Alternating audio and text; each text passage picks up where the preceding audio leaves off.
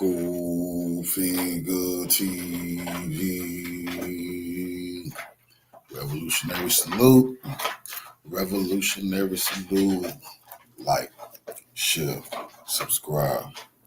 Welcome to the House of Revolution. And you know I'm your humble host, the Yalvin of Revolution. I got a World War III alert. We got a World War III alert, Middle East on edge. Bunch of Middle East madness. Before we get into that, be sure to wipe your feet. That means hit the like button. Like, share, subscribe, support the platform, y'all. Well, Trump, he was doing business with the devil, Benjamin Netanyahu, and the devil wants to collect. They want their war on Iran. Let's get into the content. Of Gaza, not just certain zones, but everything. Here's the report. Israeli government approves plan for full military occupation of Gaza. An Israeli official told Haaretz that the plan is different from previous Israeli military operations because it will lead to the occupation of territory and a sustained Israeli presence in Gaza. And Israeli Finance Minister Smotrich said once this new offensive begins, it will not end until the strip is, quote, conquered. Hasn't it already been conquered, by the way? And we were told this weekend that Houthi rebels attacked Israel's main airport. Here was the moment this missile struck one of the areas in the tarmac here you can see. It just made it through unfettered. Here are some other. This was a man sort of dancing or singing sort of inside. You can watch this as this happened.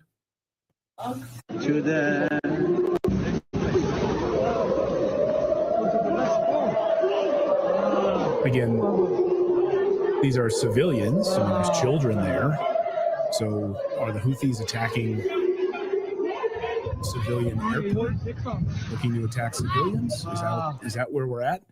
John Basham. There were no deaths in that attack, only injuries so far. John Basham posted this. He's a former U.S. Army. He posted this. He said, breaking. Somehow a missile evaded the U.S. Navy missile defense in the Red Sea and the Gulf of Aden and Israel's Iron Dome to hit Israel's Ben Gurion Airport in Tel Aviv. The IDF claims it's a Houthi ballistic missile from Yemen backed by Iran's government. Israel is desperate to attack Iran. All right, so let's unpack this now. Colonel Davis is joining us today here on the show, trying to make sense of all of this. Colonel, good to see you. Welcome back to the show. Hey, thanks for having me. I appreciate it. So when you see this, I think he brings up a good point. And look, I'm very aware false flags work a lot. False flags are incredibly effective. He sort of seems to be saying that, how did this missile fly through the Red Sea, evade the Gulf of Aden, the U.S. Navy's missile defense system, goes right through Israel's Iron Dome, and it hits a civilian airport? Do you think that this was a false flag or a legitimate Houthi attack on a civilian airport? Well, we certainly can't really discount any of it. We don't have anywhere near enough information, but categorically, I mean, we can't put it past anyone to do a false flag if they think it's going to be in their interest to do so. There's been plenty of things that the Israeli side has said from the beginning of this, from October 7th on forward, that proved to be completely untrue if they think it's going to help them out. But it's also entirely possible that this missile did get through, because we saw in both of the attacks against Israel from Iran in 2024, especially the second one, quite a number of ballistic missiles evaded the system. It was many of the missiles were not intercepted. So it is not at all surprising this, because the Iron Dome, and we've had some experts on our channel here who were very, very versed in the operations of the Iron Dome system, the David Sling, all of those different various levels of it. And they said, look, a lot of these things can get through, especially some of the higher end ballistic missiles that Iran has, and apparently some that also the Houthis have, whether they were domestically made or given by Iran, who can say? But this idea that the Iron Dome is 99% flawless, which is what the Israelis have claimed after the second attack in 2024, is just not borne out by the physical evidence. So it is possible that this got through. But the bottom line is, whether it was a false flag or whether it actually got through, the Israeli side certainly does seem to be wanting to use it to build up momentum for a war with Iran. And there are plenty in the United States that seem eager to help them. Well, part of my hesitance to believe this is that it takes a long time for us to push back against the IDF to get true stories. So think of the targeting of journalist Shireen Abu Akleh. It took international outrage for an investigation to happen. Now the IDF says, look, we can't send food into Gaza because these are bags of bullets. Look what we found, right? And so the information's coming at us so fast and furious. And the U.S. government accepts what the IDF says as standard. And the rest of us have to say, how do we know? Well, that's like I said, that's been a problem literally since day one of this war, and you partially you can understand because people have this instinctive desire to want to believe that the Israeli side is the good guys and the Hamas side are all evil, et cetera, because that's what we've been taught for decades. And so, if we hear a story that matches what we already believe, then it's easy to believe that, and that is being used by the Israeli side. It's a part of war is all war is deception. Everybody engages in it to one extent or another. So we need to get past the idea that anything the IDF official spokesman says is true. You need to stop taking really anybody's view for anything face value. On our deep dive show, we look at what people say, but then we compare it to what's true on the ground. And then when you look at the Gaza Strip, and you want to hear that this is collateral damage, I mean, that's laughable at face value. It's clearly a systematic effort to completely destroy and eradicate the ability to sustain life within the Strip by the Palestinian people. So that's just one of the examples, and unfortunately, there's a lot. So that was yesterday. So let's bring people up to speed today because Israel has struck back. They hit the Yemeni port in response to this attack on the airport. And they're saying that we're, hitting this port because that's the port that's used to transfer weapons from Iran. So Israel has struck back now. This seems to be deteriorating, although President Trump is heading to the Middle East, I think next week, right? Saudi Arabia, the United Arab Emirates. So for anything to really deteriorate out of control might happen probably after Trump is back home safe and sound out of the Middle East. But you hear the rhetoric from Benjamin Netanyahu yesterday saying that President Trump is right, that Iran is behind all of these Houthi attacks. So all signs seem to be pointing right directly at Iran. So what do you make of this Israeli response on this Yemeni port today? Yeah, I mean, that's just the next one in the line. And of course, we've got our own whole issue and operation in the Red Sea that we routinely, I mean, hundreds of airstrikes that we've launched against the Houthis in Yemen since the 15th of March. People don't pay attention to the fact that we've also lost, at least the last count I had, 7 Predator drones since the 15th of March, 15 altogether. Of course, we lost an F-18 fighter jet off the deck when we were apparently trying to evade a missile that was coming in at our aircraft carrier. So the cost keeps packing up. Around $3 billion as of last week. I don't know what the current number is that we've spent since the 15th of March on a mission that's not even related to American national security, and that there is no viable reason to think that militarily we can accomplish that objective. So all we do is spend a lot of money, risk American lives, kill a lot of Houthi people or Yemeni people, because hundreds have been killed as so-called collateral damage in this, and it's not going to get anything accomplished. If you think that this is going to do something that's going to help either Israel or the United States, we have about a decade of experience with the Saudi Arabians to prove that's just very, very unlikely. You're not going to kill your way to success here, and all it's doing is keeping up the flames of the potential to keep blaming everything on Iran.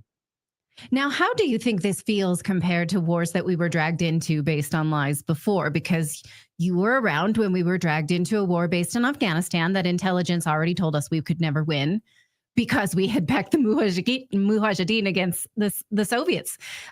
You were around when we were led into the weapons of mass destruction lies, but we didn't have Twitter at the time, or X. We didn't have a populace saying, we don't believe this. We're not following you. We're not doing this because news media wouldn't platform them. Do you think this one feels like we have more of a power to break through the narrative this time? And I'd like to say yes, because I want that to be true. But unfortunately, when you see who has the levers of power, when you see who has the full control of the mainstream media, which still has the levers of power, I mean, when you have all these guys like Jack Keane, Senator Fetterman was on X. It was either yesterday or today, just absolutely lobbying for a complete destruction of Iran.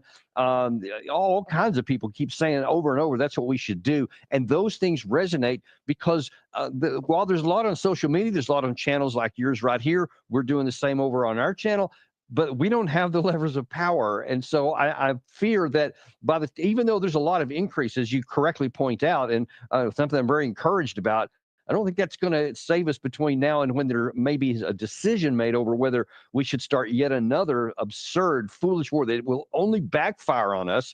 I certainly hope that that's the case, but I'm not really optimistic. Yeah.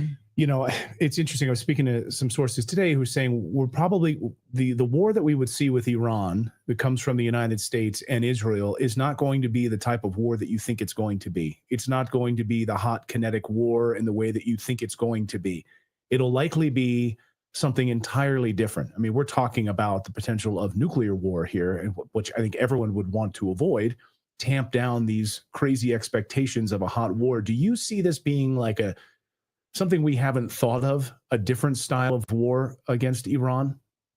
Well, I worry that it's just not been thought out enough, and that there has been way too little thought of. And then what? Okay, so you bring in some B-2 bombers, you bring in some A-10s, which we have parked in the region. You bring in the long-range fighters, all that kind of stuff, and you strike a bunch of targets. And then what? What if you don't take out all the centrifuges, all the places where they can do nuclear procurement, et cetera, or you take out all of the existing nuclear facilities that they have and the process stuff that they may have? Then what? Because now then, if they haven't done a nuclear weapons program up to this point, and according to Tulsi Gabbard a week or so ago, they still haven't, they dang sure will then. And so now then, what are you going to do? Because a lot of the stuff is buried so deep in the side of mountains, it's unlikely that we'll get to it.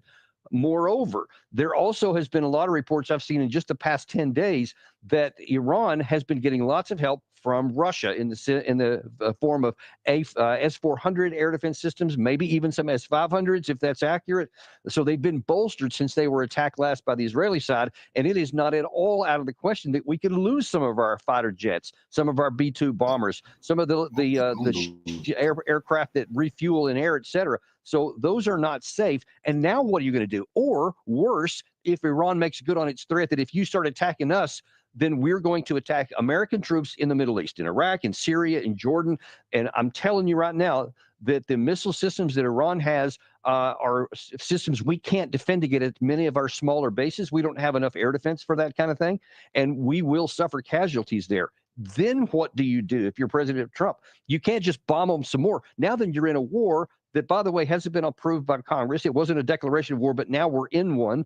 And then what are you going to do? You're going to send troops in there? You're just going to continue this long-range bombing? Towards what end? That's the problem here. Nobody's thinking about what comes next or even what an attainable military objective is. They just hope that a bunch of bombs stop the process. Yeah, we could learn a lot from Lyndon Johnson's failures, right? To be a student of history on that mess. Yeah, just continue to send more people into the meat grinder. And one of the reasons that we never got the truth about the Pulse Orlando nightclub shooting, where they said it was a homophobic motivated mass shooting, and it wasn't. It was someone who was protesting the United States droning of the Middle East and killing civilians. There's a reason we were never told that was the reason that person decided to shoot up a nightclub. We will inspire more people to attack us on our shores. So we're not safe just because of our geography, right?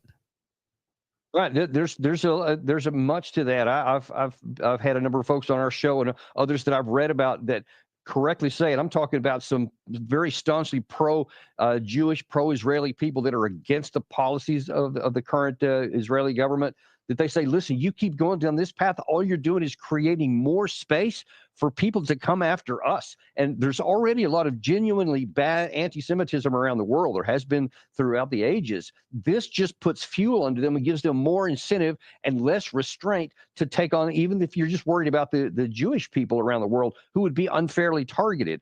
These policies fuel that. And then you're correct. If we think that that's going to, our shores are going to protect us indefinitely from everything, I think that that's a bad guess. And the more angry we make people unnecessarily, then the greater we create enemies that we don't ever even need to fight. I think we have a lot of these terrorists already here inside the United States, and I think it's been well documented. All they need is just a trigger, and they're ready to attack. Colonel Davis, great to see you. Check out the deep dive with Colonel Davis on YouTube. Great to have you here. Thank you for keeping us sane right now. We're all trying to avoid a war. Let's tamp down these tempers. Let's do it. lower I appreciate everything you guys are doing toward that end. Thank you. Thank you, Colonel. Thank you. Great context. Thanks, Colonel. All right. We got more news to get to. So what?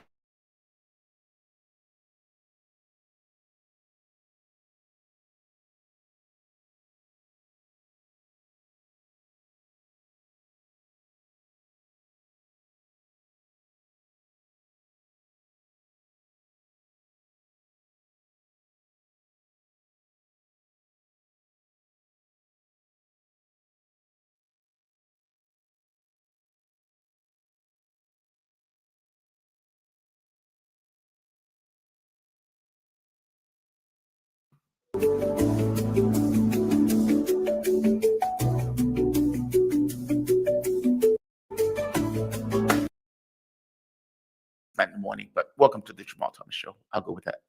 I'm glad that you guys can join me. I am here with a very great guest that I asked to be on. He graciously accepted, Professor Mohammed Marandi. He is Professor of English Literature and Orientalism at the University of Tehran. Professor, thank you for joining me. I really do appreciate it, especially with everything that's going on currently. Thank you very much for inviting me. It's always a pleasure. I am very curious on Iran's perspective in regards to what's happening right now. There is a point of view. I think I've said before, I've been somewhat cynical in regards to these talks. And the reason I've been cynical, because I've seen how the US has dealt with the countries over the last several years, the Wesley Clark thing. They're going after every country, with Iran being the last country standing. Trump is surrounding himself with a bunch of neocons. And I had a bit of hope, despite the cynicism, because Witkoff goes over, and it sounds like in the very beginning that Witkoff is being very reasonable in what Witkoff is saying. Witkoff gets attacked here in the United States by several neocons, and he changes his tune. After he changes his tune, Rubio is the one who's having the conversations, and Rubio takes a maximalist approach. A maximalist approach, by the way, that Iran has already said was a red line and was never going to be accepted.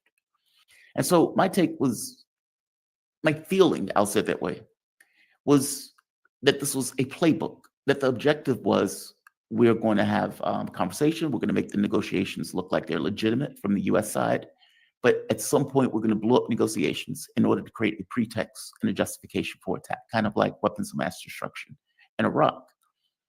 How is Iran seeing this? What is their frame of reference? Because I saw the foreign minister's comments, and his comments were effectively, how do you have a drunken alcoholic Hegseth screaming that the US is going to attack Iran at the time and place of our choosing, while also supposedly being in negotiations with that same country and blaming Iran for Houthi attacks that they have not been able to pacify? What is Tehran thinking about this? What is the conversation taking place in Iran regarding all of this? I don't think anyone has an answer to that question because there are no answers right now about what's going on in the White House and around Trump. Trump has made different comments and statements about Ukraine. He's flip-flopped. Now he's giving weapons again to Ukraine, whereas he was going to end the war in 24 hours. He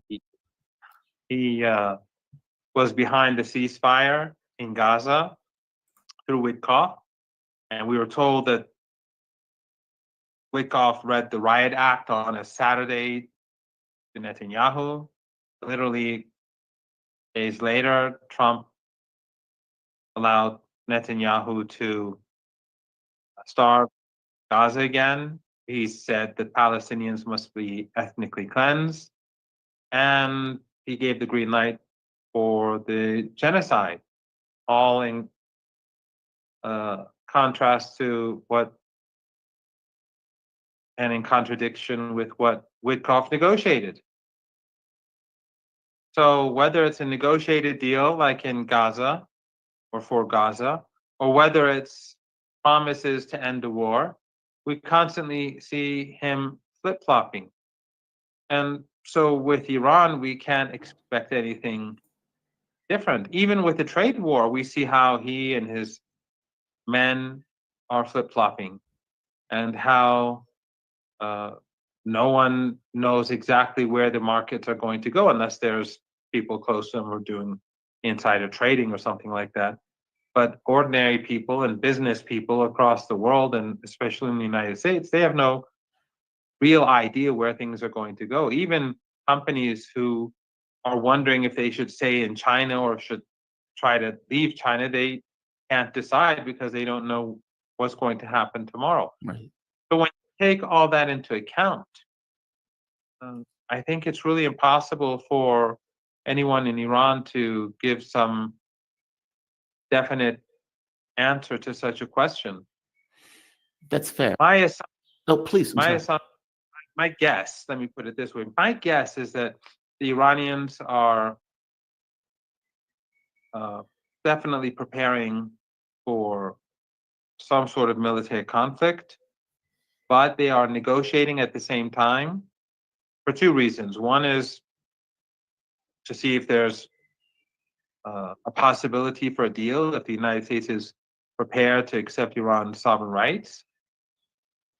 And another reason is that Iran wants global South, the global majority, global public opinion, which is no longer controlled by Western media and Western narratives. They want them to understand that Iran is not the side that's walking away from the table, that Right. Iran is not the problem. Iran wants to isolate the United States as much as possible, which is a much easier task today than it was a few years ago, because the United States has now created enemies across the world through the trade war, through its even its allies have been marginalized. So the negotiation, Iran will not be the side that leaves the negotiating table.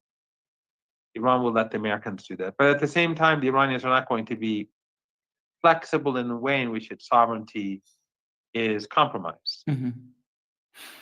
So I have no idea what's going to happen, because anyone's guess is as good as mine. Yeah, it's a tough one. And you're right. Iran has been an honest negotiator with us. And even now, when the US hadn't planned any kind of follow-up meetings for the third round of talks or fourth round of talks, even then, I think Arghachi, the foreign minister, has been very political in the way that he said this has been postponed, there have been other reasons, et cetera. Meaning he's been very political in the way that he's talking about something. Whereas coming out of the US, you have tweets by Hegseth. I strongly believe he was on something as he was writing tweets saying he's going to attack Iran. And keep in mind, he's an alcoholic, from my understanding. But Yeah, I agree. It is quite possible that he was drunk, or he was not. he was humiliated. He was under humiliated.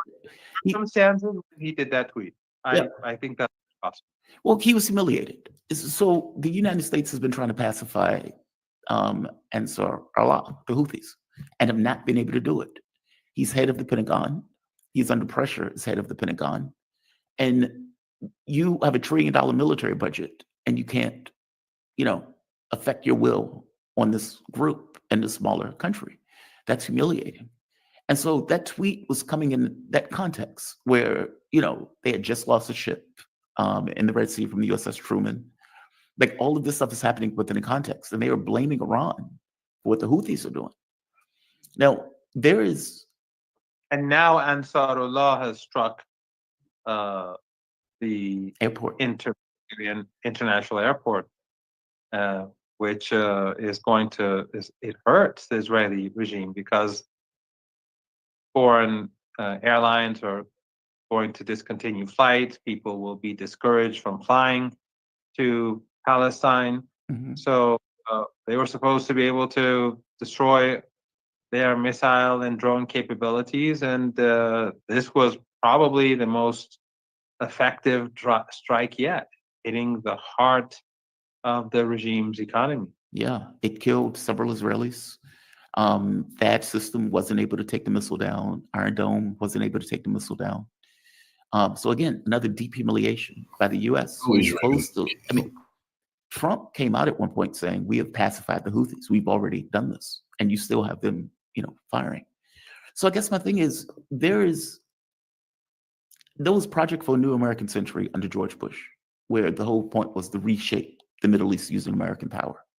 There are also policy documents coming out of places like the Brookings Institute, if I remember correctly, Path to Persia, that talks about doing exactly what they're doing now. We're going to negotiate. At some point, we're going to blow up the negotiations. We're going to make it look as if we did everything we could, and then we're going to justify an attack. I would imagine Iran has to know this because they published all of it. So when the media in Iran is talking about this, or the political class, what have they been saying openly in regards to their point of view? Yes, I think everyone recognizes that there's a possibility for a U.S. strike on Iran. The problem for the United States, though, is that it would be very risky. Yes. First of all, neighbors of Iran are not going to let the United States use their airspace. If they do, they'll pay the ultimate price.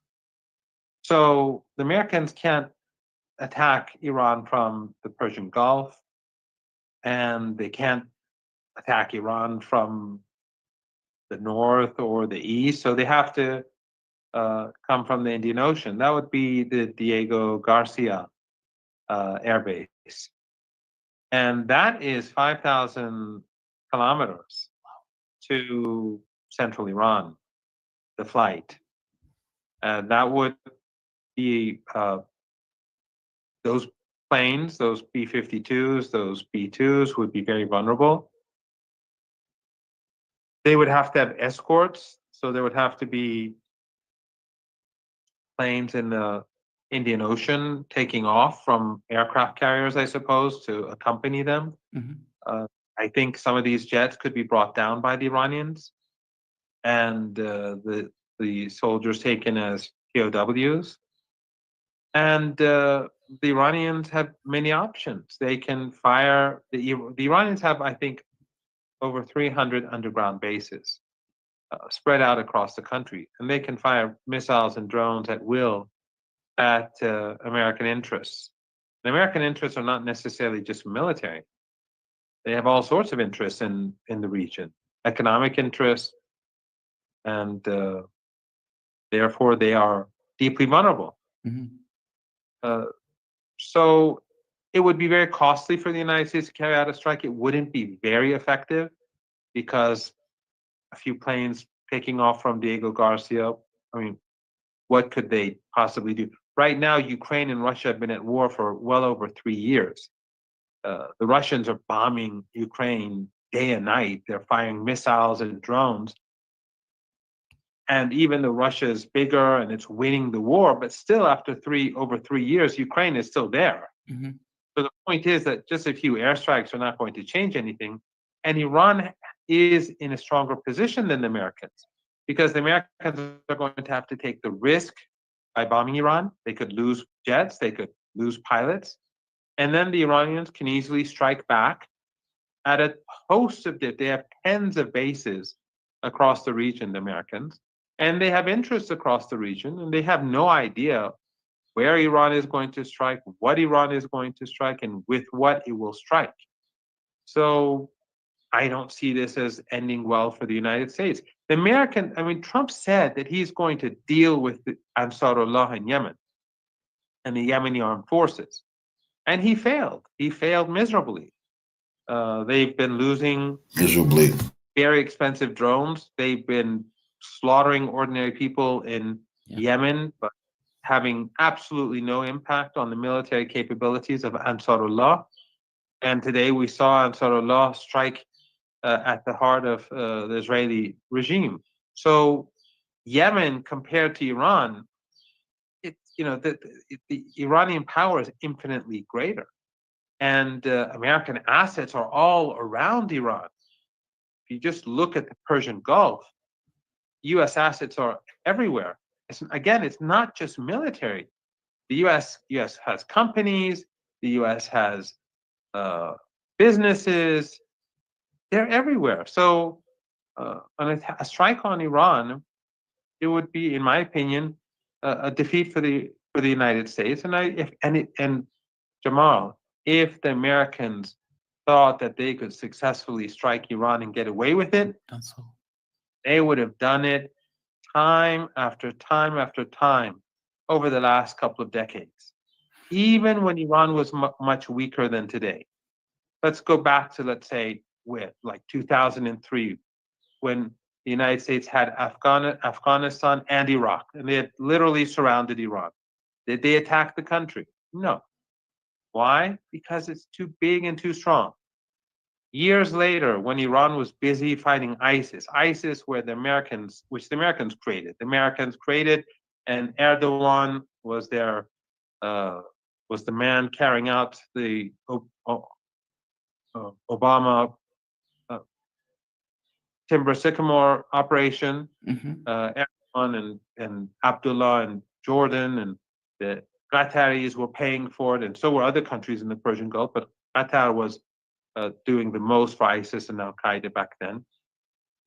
So Iran was busy fighting them. Iran was under maximum pressure. It was at a time when the Russians and the Chinese were not as let's say they were not as strong as they were today. They were not as firm with the United States as they are now back then. So when the Americans wanted to impose sanctions on Iran at the UN Security Council, the Russians and Chinese would try to water them down, but they wouldn't block them. Now the Russians and the Chinese are very close to Iran. So Iran has global allies. Iran's regional relations are much stronger. Iran's drone and missile capabilities today are infinitely superior to what they were a decade ago. Iran is not surrounded. And Iran has been able to deal with the maximum pressure sanctions in a way in which they have significantly less impact today than they did 6, 7, 8, 9 years ago. So I don't see a scenario where the Americans could win.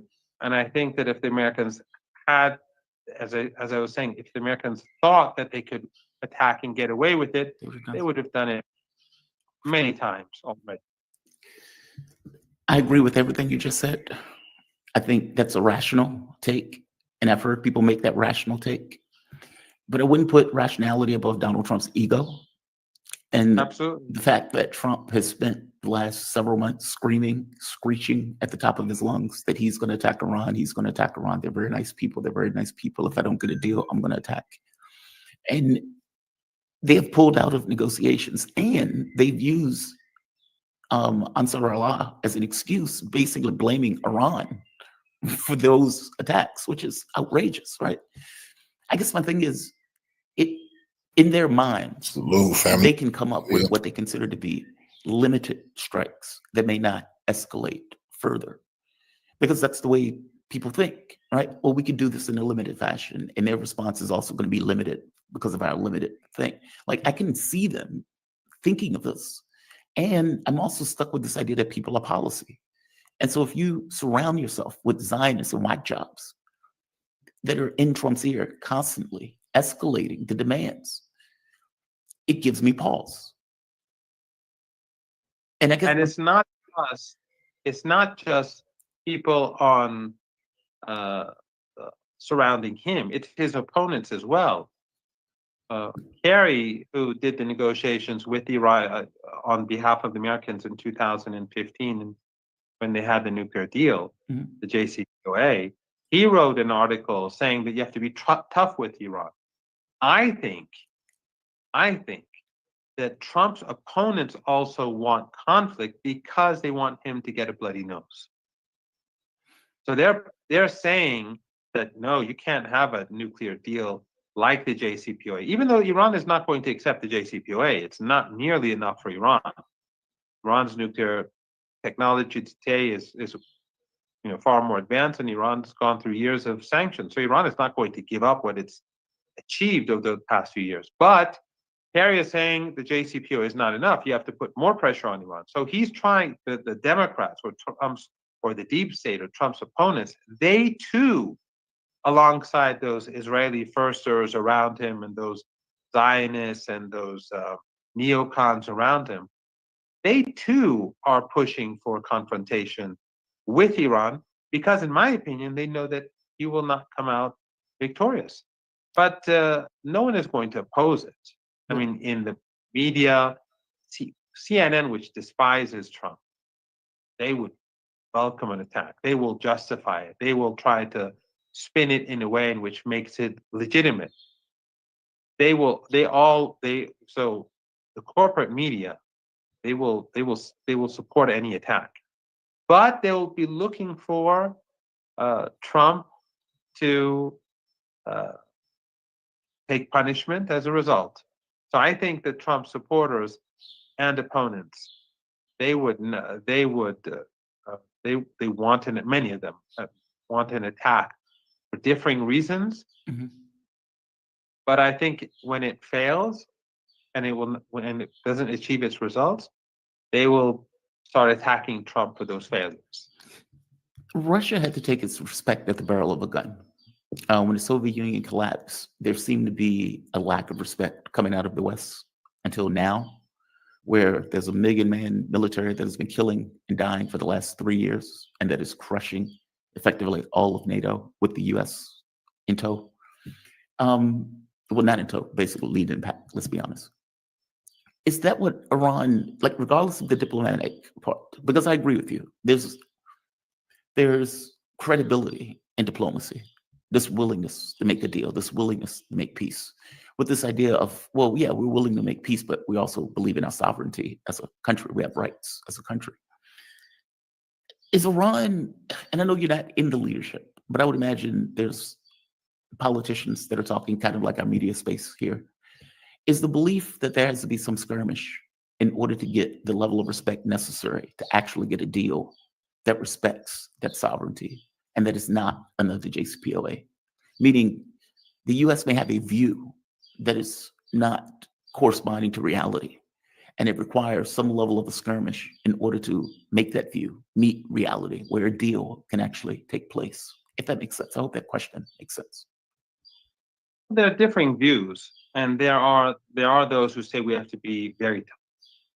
And their argument is sort of like what I was saying, that Western media will support any aggression on Iran. They will. If they're supporting Trump or they're opposing Trump, they'll support aggression. After all, these are the same people who don't say anything about the genocide in Gaza. The New York Times doesn't print anything about the daily slaughter. They don't print anything about the starvation siege. They talk about other things, but they won't talk about the important news because they are complicit. So they're not going to go and say, oh, an attack on Iran is not legitimate. They'll say these mullahs, they're doing this and they're evil, and the regime is a threat to the world, and they'll find justifications for everything, even though at the same time they'd like to see Trump fail. but they would like to see Iran harmed as well. Yeah. So these people in Iran say we have to play hardball because there's no way that you can count on any force in the United States or in the West to make these people think like human beings. And the collective support for genocide and starvation in Gaza is a clear example of the airstrikes on Yemen and so on. Yeah. There's another school of thought, and of course, it's not clear cut, but there are those that are saying we should be there, like the liberals. They're saying that we should be flexible and do a deal with Trump. But the problem that they have, and they're not huge in number right now, actually. I think they are in their, I would say they're very weak compared to their position over the last couple of decades, largely because of Trump himself. Mhm. Because ordinary people on the streets in Tehran, if you sit in a taxi or if you're in the underground, or if ordinary people say this guy's mad, he's crazy, how can you do a deal with him? So it's not as if this is something that's being discussed by scholars and academics and senior officials. People on the streets are looking at the news coming from the United States, how they're sanctioning Canada and Mexico, how they want to annex Canada, annex Panama Canal and Greenland, and how they're marginal, how Trump is antagonizing Europe, and they're seeing all that. So when someone says we should do a deal with Trump, most people will say, well, how? Even if we do a deal with Trump somehow, and he doesn't stop flip-flopping for a few weeks, and then we have a deal, what's to say that you don't wake up in the morning and see something in social media where he says, I don't want this deal anymore, I'm going to do something different, even after the deal has been agreed upon. So Trump has basically discredited the liberals. And he's discredited the whole ideology of liberals, because in Iran, some of these liberals and their supporters, they've always said that the West is democratic, and even when Trump came in the first time, they say that the Western liberal democracy corrects itself, and then Trump came back in, and Biden put out a genocide, and now they really have nothing to say anymore. Liberalism has been discredited as authoritarian, brutal, barbaric in the eyes of so many people. And Trump then comes back to power and starts flip-flopping and doing what Trump does. So now the debate really doesn't evolve around the notion of appeasing Trump. That's not an option. So I think the overwhelming majority of those who are influential in Iran now are, let's say, the argument is, how tough should we be? But I think there is a strong consensus that the JCPOA is simply not enough. It was not a very good deal.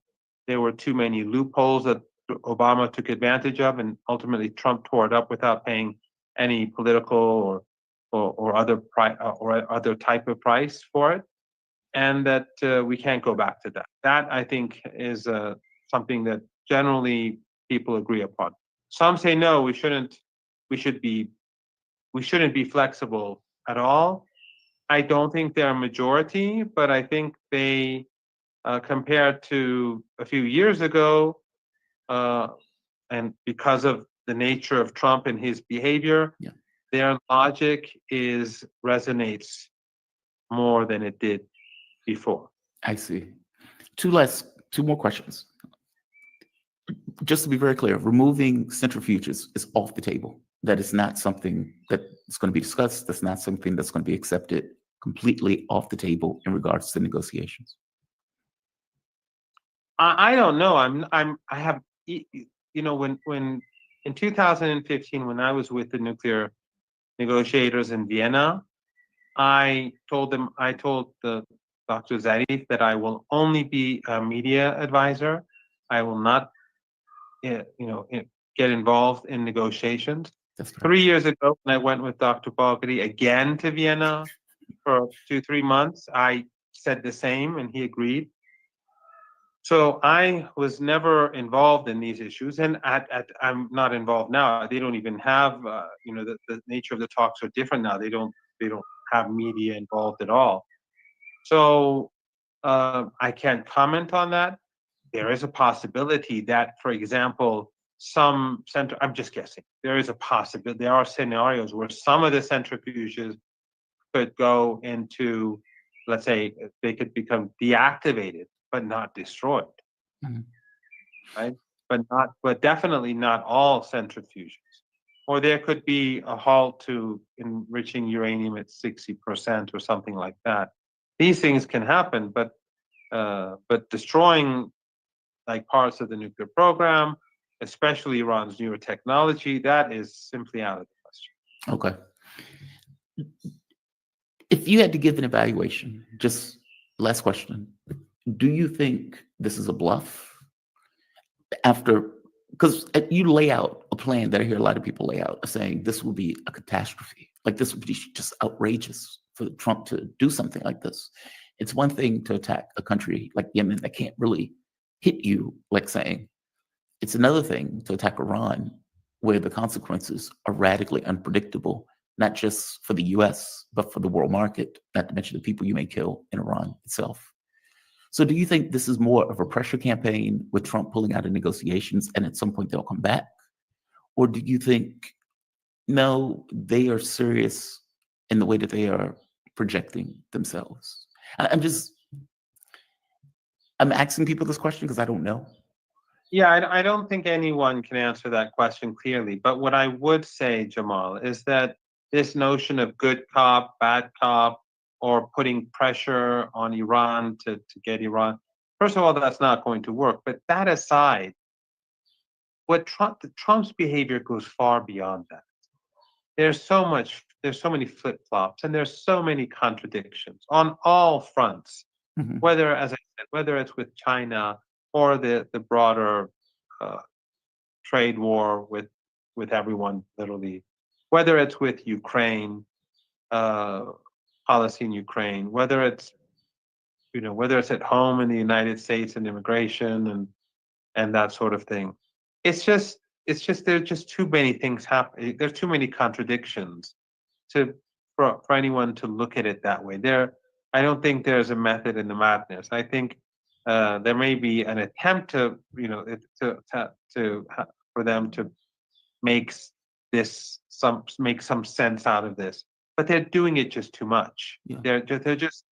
They're all over the place, and so no one reads it like that.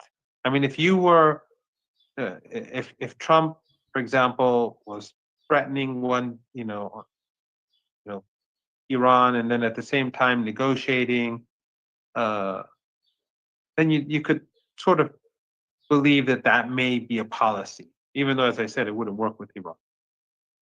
But when he's constantly changing, just now, he said again he'd be willing to. I don't know. I didn't see the English. I read the Persian, that he would be willing to do a deal where Iran's nuclear program is intact, but without it having a nuclear weapon. I have to go and see what he actually said. Yeah. Maybe you can find it right now. But the point is that he said too many different things. And then the people around him are saying different things. And then Witkoff is even saying different things. I'm not quite sure about this, but I saw a photo of the Secretary of Defense's crazy tweet. Yes, and Wickoff liked it. And then Witkoff apparently retweeted it. Yep. So, so the whole, it's an insane situation that you see in Washington. So you have all these different people, saying different things, and it's not like two things. They're all over the place, and it's on all the different issues. So I don't think there's really a method in the madness. I think it's just a lot of madness. Yeah, it's just day to day. Professor, thank you for this. I didn't want to keep you long, Professor Mohammed Marandi. He is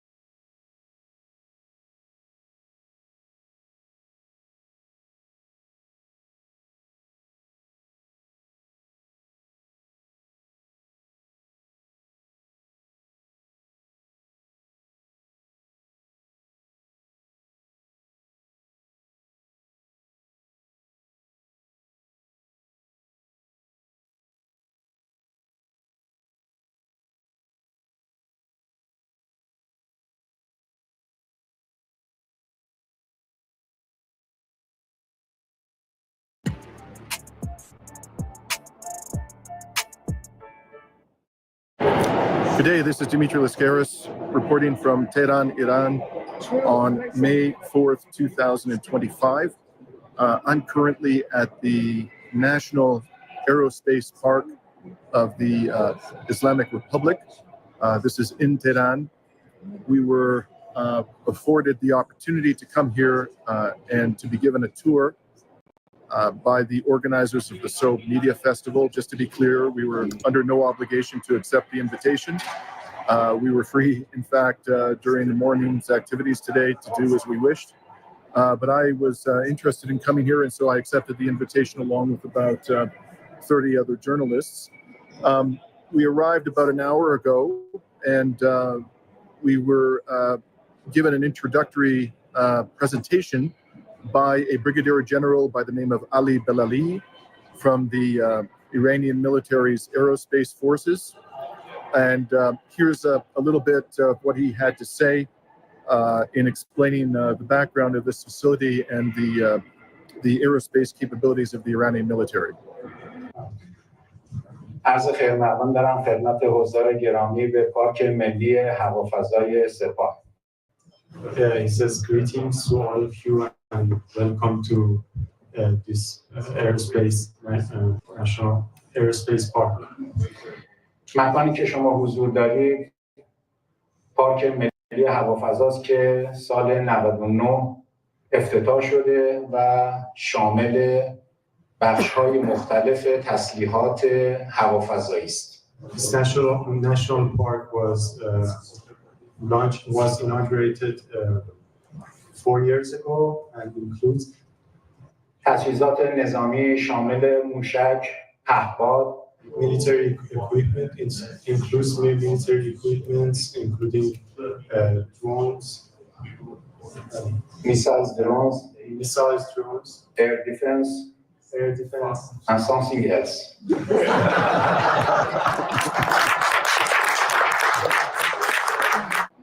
Now, after the Brigadier General Ali Belali finished his preliminary presentation to the journalists, we then proceeded into the facility where numerous drones, which I'm going to show you, and numerous missiles are on display. And as we were coming into the main exhibition area, one of the people in our entourage, foreign journalists in our entourage, Pepe Escobar, asked Brigadier General Belali a quite important question about the fact that the Iranian military has not yet carried out a third military operation against Israel as it had promised to do, and which it had dubbed True Promise 3. Here's the question from Pepe and also the answer. And following that exchange, I myself asked Brigadier General Ben Ali a follow-up question about the deployment of the U.S. THAAD missile defense system, which I understand to be, or purported to be, the most sophisticated air defense system that the American military has. It was reportedly deployed to Israel following initial attacks by the Iranian military on Israel. So here's Pepe's exchange with the Brigadier General and my follow-up question. Brigadier General, it's a very important question. No Operation True Promise 3 was interpreted in Washington and in Tel Aviv as a sign of weakness. I would like to know, for a huge Western audience, what is the true rationale for canceling or postponing Operation True Promise 3? Thank you. You asked This is a very serious question. Please translate it correctly. True Promise 1 and 2 was seen as a sign of weakness? No, please. Operation True Promise 3 was interpreted in Tel Aviv and in Washington as a sign of weakness. Why it was postponed? We want to know the real reason, because this information is essential to be disseminated in the West. Please translate it correctly. عملیات برای صادق 3 در تل آویو و واشنگتن به عنوان ضعف تفسیر شد. سه هنوز انجام نشده. اما انجام نشدنش یه انجام نشدنش به عنوان یک ضعف شمرده میشه و دلیل اینکه تا الان انجام نشده یا به تعبیر گفتگو چیه منطقش و پپه میپرسن که من دنبال این سوال جدی این انجام نشدنی یک چیزی رو از ایران نگاهش می‌کنه و چرا این ببینید مسئولین ما در این خصوص صحبت کردن گفتن و من هم هیچ مسئولیتی در پاسخ به این سوال ندارم، ولی جهت تنویر فکر شما عرض میکنم خدمت شما که ببینید ما نبردمون He says that Iranian officials so far they've talked about it, and I'm not in a position to say what was the reason it has been done or not. But according to make you clarify, I will say. ببینید ما نبردمون با امریکا و رژیم صهیونیستی تازه شروع نشده و به زودی هم پایان پذیر نیست. He says that our confrontation with U.S. and Israeli regime, it has not been new and it will never finish in a short destination. و ما تاکتیک هایی که باید انتخاب بکنیم در این نبرد طولانی متناسب با وضعیت خودمون هست و هیچ تفسیری از بیرون نمیتونه در این دخیل باشه. And he says that the tactics that we are going to use in this operation, it is exactly based on our decision. Nothing from outside, no impression, no interpretation can have any impression or effect in this decision and in this operation and tactics. ما سربازان رهبرمون هستیم. ایشون فرمودن نه تأخیر میکنیم نه تأجیل میکنیم. He says that we are soldiers of the leader of the Islamic Revolution. We will never hesitate. We will never postpone. We will never haste. و سردار حاجی‌زاده هم فرمودن که به موقعش این عملیات انجام میشه. General Hajizadeh, that we were talking about, he says that at the right time this operation will take place. در موضوعی غیر از این حاشیه‌ای که دیگران میسازند. Anything outside this is just merely a propaganda that it is being made from outside. و ما اونطور که تا حالا نشون داده هیچ وقت عقب نشینی نکردیم از حقمون، از خطوط قرمز. He says that so far, as it is being shown, we have never taken any step backward and we will never take a step back from our red lines. So this is very important. The operation is ready to go. We are just waiting for the right moment. Is that it? ایشون می‌فرمایند که آیا این درسته که این اپریشن این عملیات آماده انجام فقط منتظر تصمیم من پاسخگویی این رو میذارم به عهده اونهایی که باید پاسخگو باشن و اون هم ستاد کل نیروهای مسلح هستن و اونها باید جواب بدن. هر موقع که وقتش بشه به ما ابلاغ میکنن، به ما که منظورم به نیروهای مسلح و هوافضاست ابلاغ میکنن عملیات انجام. He says that I'm not in charge of that, but whenever it is the right time, the armed forces and the IRGC will be announced and we will carry it and we will make it take place. ما هم به عنوان هوافضا نه اینکه نمایشگاه، ما اینجا مسئول نمایشگاه هستیم. He says that here we are in charge of this complex, but as a kind of IRGC and aerospace he's talking. I know, but I asked the question input. I know that. I know his role, but I wanted to have his interpretation, which confirms what we know so far. It's ready to go, but they're waiting. Yeah, exactly. مهم اینه که ما خطوط قرمزمون رو کاملا حفظ میکنیم و عقب نشینی ندیم. He says that 100% we will make our red lines, we will never take a step back. Yes, thank you so much.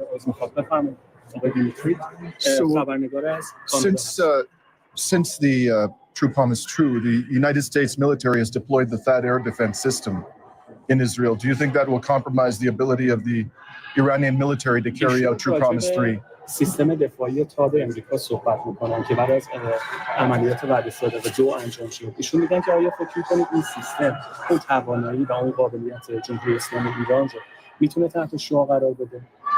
من فکر میکنم اینو باید از رژیم بپرسید که 2 ضربه وعده صادقه 1 و 2 رو تحمل کرده. اونها دیدن. ببینید کل دنیا، ناتو، اسرائیل، امریکا همه جمع شدن جلوی وعده صادقه 1 و 2 رو بگیرن. آیا تونستن؟ توانمندیشون در همونجا تفسیر میشه. He says that in terms of capability of US, I don't know, thought or whatever you say, the Israeli regime should answer to that. But the thing is that NATO whole world, West, United States, they couldn't postpone Iranian Operation True Promise 1 and 2. And in terms of if we want to say if they are useful for the United authorities, really regime, they have to answer, does U.S. capability postpone Iranian operation or not? Thank you. Tashakur, thank you so much. So now I'm going to take you for a bit of a tour of what is on display here. One section is devoted principally to the drone capabilities of the aerospace forces, and another to its ballistic missile and other missile capabilities. That's behind me. So let's go for a walk around and see what we can see. So I'm certainly no drone expert, but it seems to me that these are some of the older models. Brigadier General Ben Ali said that he indicated that the first time that the Iranian military deployed or used drones was actually in the, surprisingly, the Iran-Iraq war when Iraq was led by Saddam Hussein. So some of these drones you'll see here are probably decades old.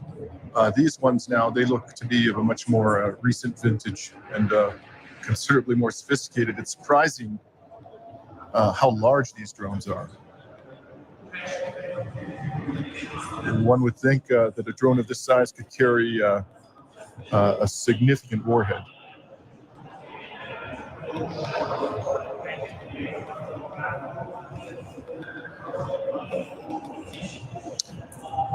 The Brigadier General also discussed the fact that the Iranian military had captured numerous Western manufactured drones and had reverse engineered them and then improved upon them. This one, as you can see, is named the Shahed 129. This may be used for surveillance purposes, but you can see underneath the wing here, it has missile capabilities. Also surprising how large this is.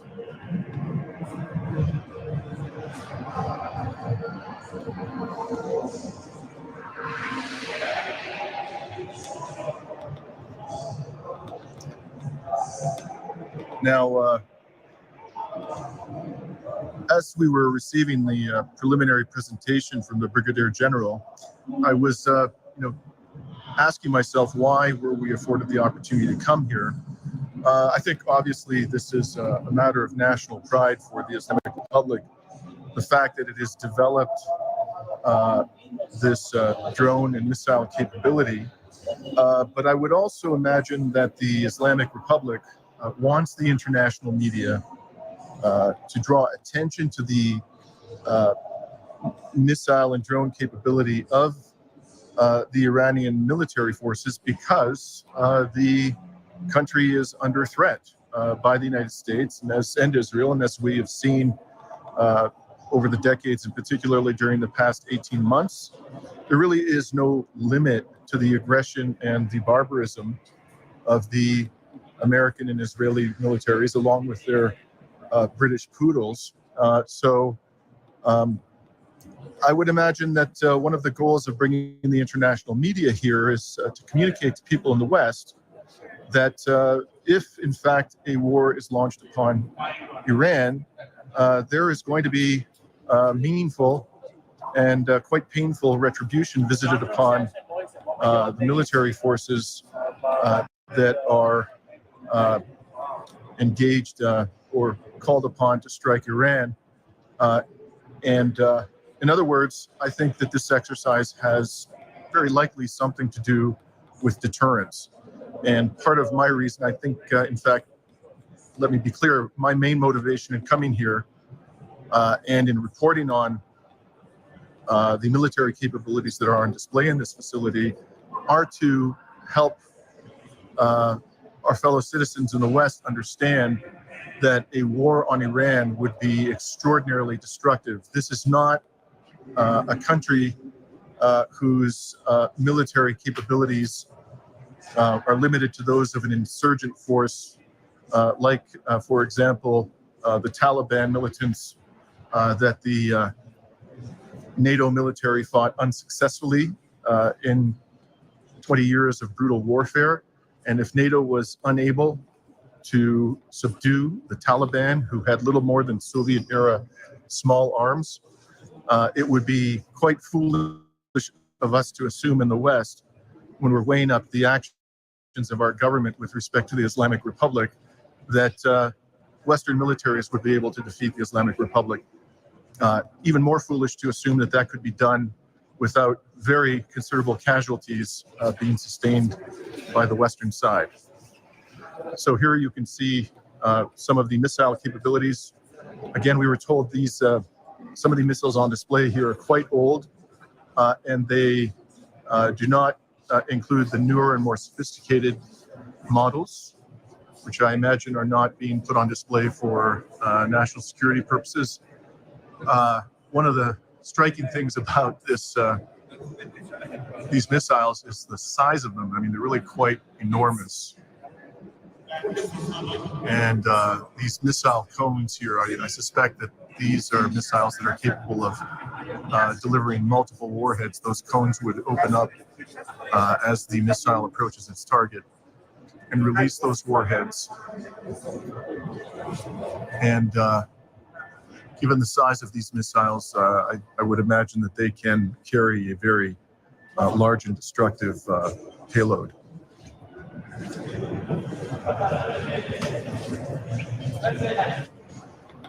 Here you can see what is clearly a multiple stage rocket, which they've, the interior of which has been exposed so people can get some sense of the way in which this enormous rocket actually functions. Let's take a closer look.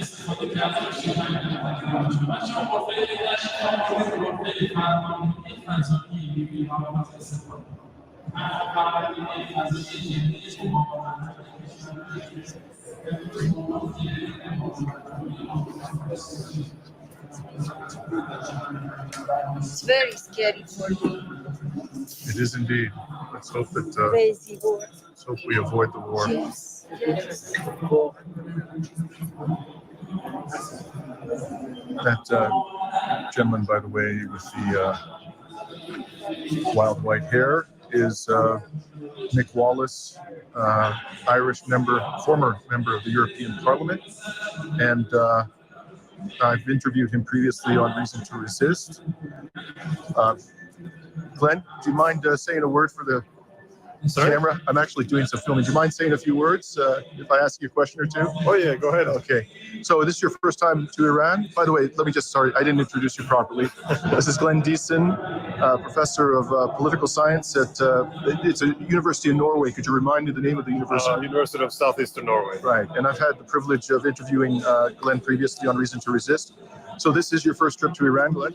Yeah, no, that's correct. Right. Had some plans before, but yeah, this was the first. What are your impressions thus far? Yeah, that's a great question. Well, it's interesting. It's one of those countries where people have a lot of strong opinions about, but most people do not know much about it. Now I would put myself in that same category. It's if you see the policies or the tensions between the West and Iran, especially since the 1950s, and how this has been reduced to simply a conflict between radical fundamentalists versus liberal democracies, it's quite a troubling, dishonest portrayal, which also prevents us from actually finding real solutions. But it's also interesting the security approach here, because they obviously see deterrence as being important. This is something that the Brigadier General made clear before, that unless they show willingness to strike back, and not just at American proxies, but directly at American bases, then they would be targeted. So this is the only thing that's keeping them out from being destroyed. And yet I noticed that all peace agreements appears to be premised around the idea that Iran should to some extent demilitarize. Yet this is the only thing that's keeping them alive. So it is so it's fascinating. So I see, yes, a lot of impressions in a relatively short time.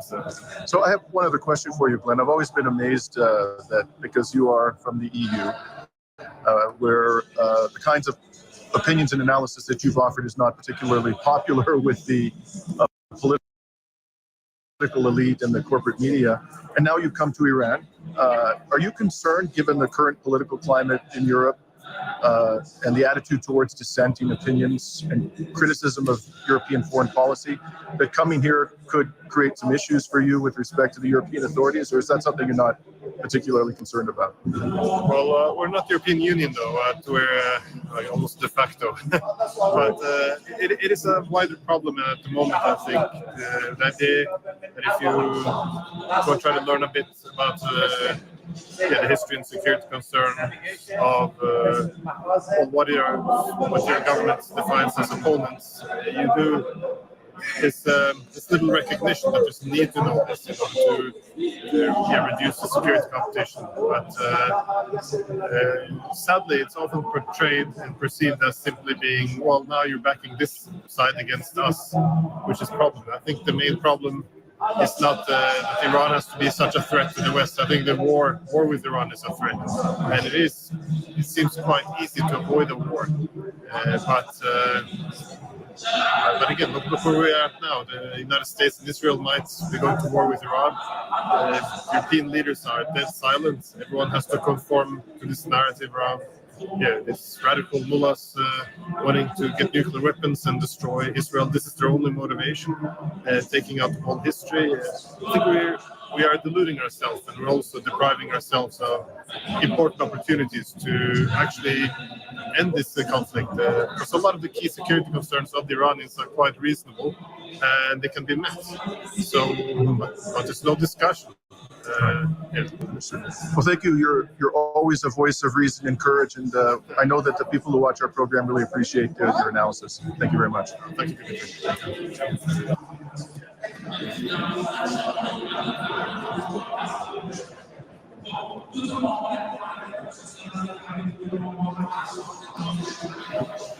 They don't want to show none of this on the news.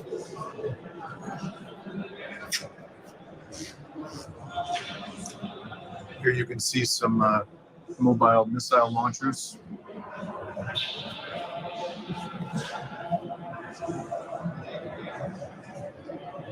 Another thing that's quite striking about this is not just the size of these missiles, but the diversity of them. So many different models, obviously each of them presenting particular attributes. With such a diverse array of missile and drone technology, I would imagine that any adversary would be challenged to defend against a retaliatory strike by the forces of the Islamic Republic. So I'm here now speaking with Claire Daly, former member of the European Parliament from Ireland. Thank you so much for speaking with me today. My pleasure. So first of all, could you tell us, Claire, why you've decided to join the International Delegation of Journalists at the Sobe Media Festival at this particular time? Yeah, well, I was honored to be able to have the opportunity. This is my actually second visit to Iran. I was at a conference on Palestine in 2017, I think. So when the opportunity came up to engage again, I mean, I was definitely going to take it, because it's only by exchanging views and meeting people in different countries that we can develop our humanity. So yeah, great. So this brings me to the question of European foreign policy, with respect to which you've been a very outspoken critic, and understandably so. What do you think the policies of the EU ought to be with respect to Iran? Well, they should develop absolute fraternal relations with Iran. I mean, this Iranian exceptionalism, constantly harping on about human rights in Iran, when there's massive human rights violations all across Europe now, with people being arrested and detained for pro-Palestine activity, not to mention both but one is just total hypocrisy. Why would and should Iran be any different? This is an amazing country with an incredible history, great scientific advancement, and have always been the forerunners of that. And for Europe to sanction these people is absolutely abhorrent. We should be linking in, developing, trading and doing business with Iran. And when we were in the Irish Parliament, we long sought for Ireland to reopen its embassy here and to develop good relations. And there traditionally has been in the past, and there should be again in the future. So that brings me precisely to the question of Irish government foreign policy. It's well known to people in the Palestinian solidarity community that the people of Ireland are great friends of the Palestinians. But the policies of the Irish government don't seem to be entirely consistent with popular sentiment in Ireland. What's your take on how the Irish government should be dealing with Israel and Palestine, and what particular chagrins you the most, assuming you find it? It's a very good question, because people across the world think that everybody, and including our government in Ireland, is pro-Palestine. And it's very important to say that they deliver rhetoric, and they have to, because they couldn't get away with that. So their rhetoric is a little bit more radical. We recognise the state of Palestine, brilliant, about the 150th country to do with it when Gaza is disappearing. So they're good on lip service, but in terms of actions, they have been as complicit almost as the rest of the European Union, which has been exposed now as to have actively and is actively enabling that genocide. So in Ireland, we have them being a member of the European Union, failing to advance the call to end the favourable EU-Israel Association Agreement, which Israel still benefits from. It still benefits from European taxpayers' money for education programs in Israel. When they're annihilating education in Gaza and Palestine, Ireland has done nothing about these things. And at home, we've actually increased our dual-use goods exports to Israel massively since the genocide started. The Irish Central Bank sells Israeli bombs. So in other words, we're facilitating the war effort in Israel. We allow our civilian airport at Shannon be used by the US military. It's an issue we've highlighted for a long time, including en route to assist the Israelis. So Irish establishment has been absolutely complicit. They just dress it up differently. And that's very important for people to realise that. They bend the knee to European imperialism. They want to be part of the European camp. But really what we're seeing emerging is European colonialism back in the way it always was, that the pretense that a world order and international law is over now. And what they get away with in Gaza is being replicated elsewhere. We see it already in Yemen. These people think they have the right to go anywhere they like, whenever they like, against whoever they like, target civilians. And, somebody here made the point, and it's true this morning, we're looking at the devastation caused here in some of the scenes and the footage from the Iran-Iraq war that obviously devastated this country. But looking at some of the reenactions, when we see it every day now in Gaza, and we know people are being starved, we're almost being acclimatized. This has been normalized now that civilians are targeted. So, and Ireland hasn't done anything about that. I mean, we're uniquely placed as being a former, we're still colonized country. Part of our country is under British occupation still, but we're very much in the Western camp. So we get it with the global South, but we're in the global North camp. That's a unique position to be in. And previously in our history, we used it as that. Like Little Ireland was the first country that moved the first anti-nuclear proliferation treaty. And it got passed. Nobody else could do that. And we had a really great name internationally. But sadly, our government now seems to be hell-bent on eliminating that, because they're attacking what's left of our neutrality. They always debased it anyway. But now they're going for a full frontal assault now. They have moves to remove the safeguards upon which Irish troops go abroad. Currently, it can only happen, more than 12 people can only go abroad with the approval of the Parliament, the government, and a UN mandate.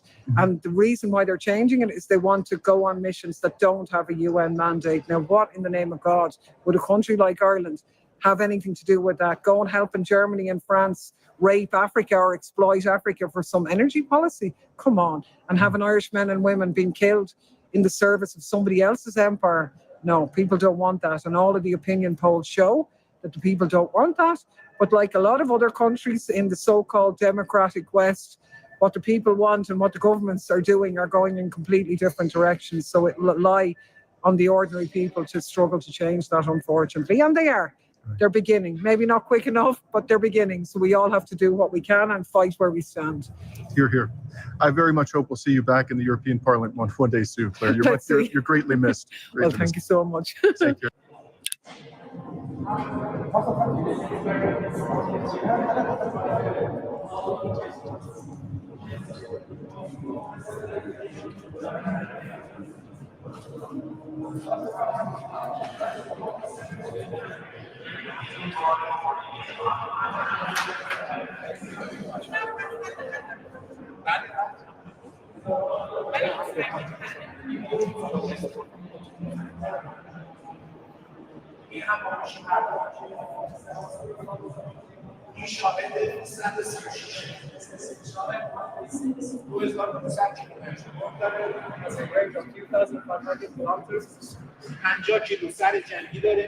قسمتی که انفجار انجام میده as a 50 kilogram warhead.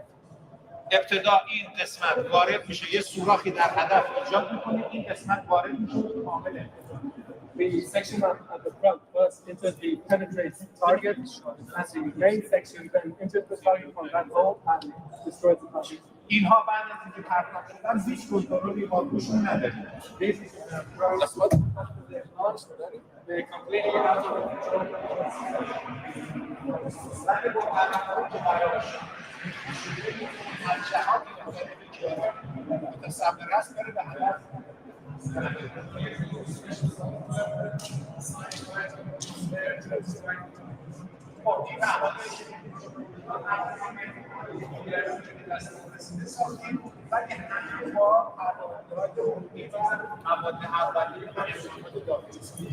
These drones that you see here, they were all based on foreign drones that fell into our hands, but they are all built with indigenous technologies and materials. این پهپاد مهاجر 6 هست که وزارت دفاع ما تولید میکنه و به کشورهای مختلفی هم فروخته شده. This is the Mohajer 6 drone attack drone that is built by the Defense Ministry and is also exported to countries around the world. این پهپاد هرمس 200 خانم شما سوال می‌کردید اسرائیلی. این پهپاد هرمس 200 رژیم صهیونیستیه که برای شناسایی تو نتنز وارد شده بود که سیستم‌های پدافندی ما کشف کردن و این رو ثابت کردن، خرده‌پارا تکه‌هاشو جمع کردن، سرهم کردن و اینجا الان شکل دادیم ما. هرمس 200 رژیم صهیونیست. This is the Hermes 200 drone of the Zionist regime, which was used to spy on Iran's nuclear facilities and was shot down and reassembled and put. سال 93 11 سال این So as you heard, the Brigadier General identified this drone in front of me as an Israeli drone that was spying on or entered Iranian airspace or was close to it and was shot down and reassembled. You can see over on the side of this drone the symbol of the Israeli Air Force.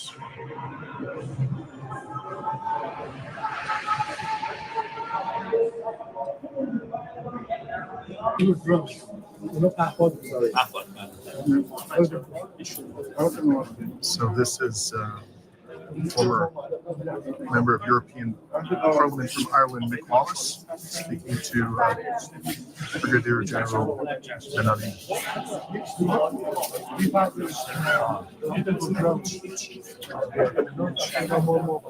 Okay. What's the land assistance for this? بالستیک اون مسیر پرواز موشک موشکی که مثل توپی که بندازی چجوری میره بالا اوج میگیره میاد پایین میشه بالستیک.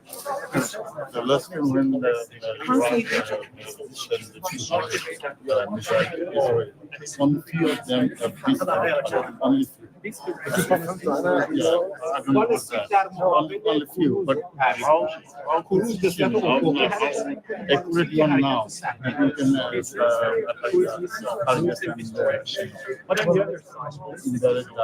can همینه این مشکل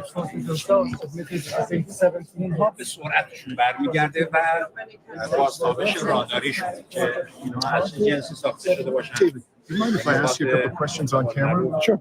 Can we just step over here? Well, why don't we go over here? Sure.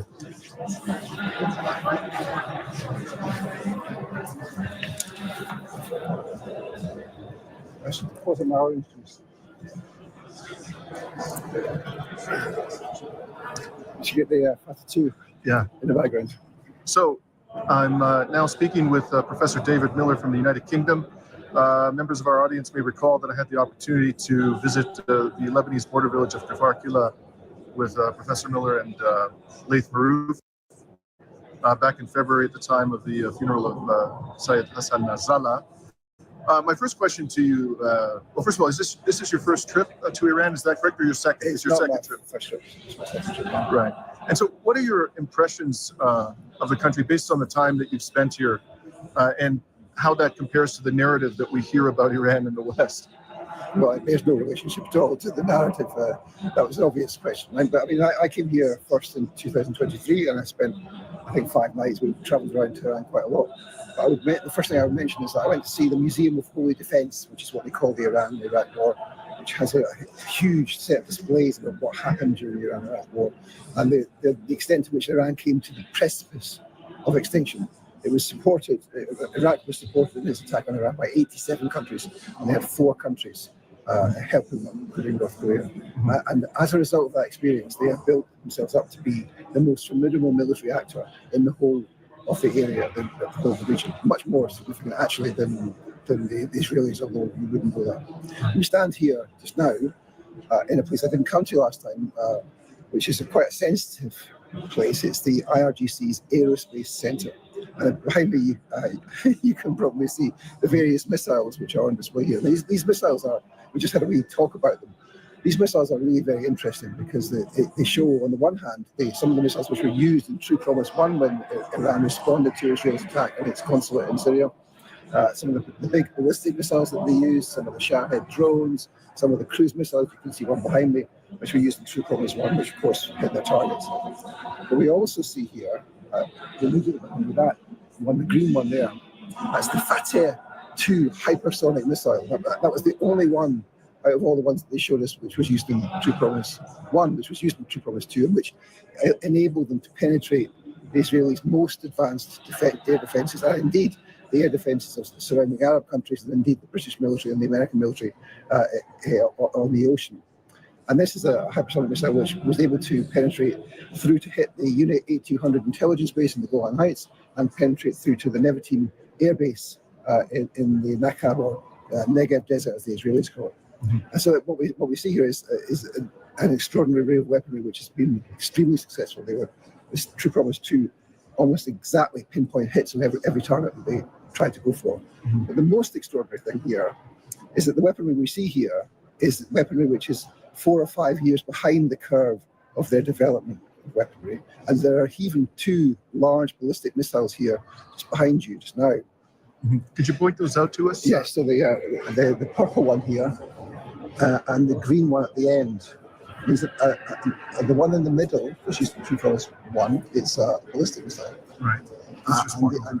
And the other 2, the green one and the purple one, have never been used by the Iranians. So although this is 4 or 5 years out of date, this weaponry here, which is still never been used, which has a power which is unimaginable given what we've already seen. So that's an interesting thing. I mean, I kind of knew this in the abstract, but when you see it, the thing which strikes me about the hypersonic missiles, the Fateh 2, for example, is how small they are. I should have known maybe, but they're really very small. And these were the missiles which penetrated all of the Israelis' air defences, and they could do so again. We've just been told by a senior IRGC officer about True Promise 3. He was questioned about whether True Promise 3, why it hadn't been executed, why they hadn't done it. And he was very clear that the True Promise 3 remains on the books. It remains ready to go. All we need is an order to carry it out, and it will be carried out, and that will be much more significant than True Promise 2 was. So we see a really very significant armory here, and an indication that the Iranians are serious. Of course, that's in the context of the leadership of the Iranian government, which looks a bit reformist at present. So there's a power balance there too. So this brings me to my other question for you, David, and that is that we're getting conflicting reports about what the objectives of the Trump administration are in these negotiations. Most of the time, we're told it's about enrichment of uranium by the Iranian authorities, but I'm sure you know that in the 2025 intelligence assessment of the U.S. intelligence agencies, they expressed the view that Iran is not, in fact, trying to develop a nuclear weapon. Iran was complying with the JCPOA, which set a fairly strict limit of 3.67% enrichment, and yet Trump pulled out. And then you see other indications that it's about more than this. And one subject that has come up is this impressive ballistic conventional missile capability that Iran possesses now. And also its drone capability. Now, I realize this is difficult for anybody standing on the outside who's not in the negotiations, but do you think, based on everything you've heard and seen from the Trump administration in Israel, that they would be prepared to refrain from waging war on Iran if Iran insisted upon the retention of this missile capability? Or do you think they're going to go to the wall on that issue based on what you've seen and heard? I think it's too difficult to call. I mean, as you say, you've outlined some of the differences, different sort of factors that are here. We've just been at election where we heard about the response of the Iranians to a threatened attack by Trump back in 2019, I think it was. And Trump threatened to take out IRGC bases, and the IRGC told him what the response would be, and he didn't do it. And there's more evidence in the current period that Trump is amenable to that kind of last-minute brinkmanship. So I'm not putting that beyond the bounds of possibility that some kind of settlement will come out of this. The Iranians to do that would need to play hardball, and perhaps more hardball than they're playing at present. On the other hand, Trump has so far has a record of stacking every single possible appointment with crazy hardline Zionists, really, really crazy hardline Zionists. So, and they, of course, are pushing for support for Netanyahu's attack on Iran. So it has been the case so far, for example, that even one of his officials, a Christian Zionist, who was amenable to rationality on these questions, has been forced out. So there's a sort of force field of pressure there. Netanyahu is pressuring them very, very hard, and he knows how to pressure them. Yeah, he has a long experience with that. So I think it's too close to call, but there are signs on both sides that either outcome could be possible. Right. Well, thank you very much for speaking with us today, David. We'll be talking some more. Take care. Cheers.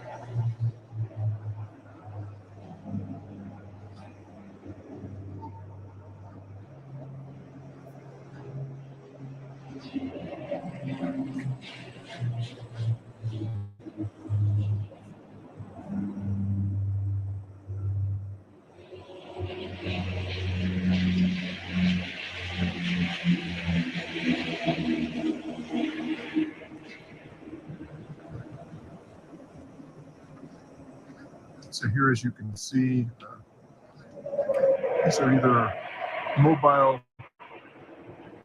radar systems and or mobile electronic warfare systems.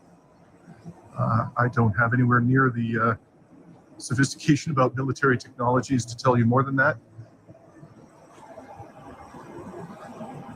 And here you have obviously mobile missile systems.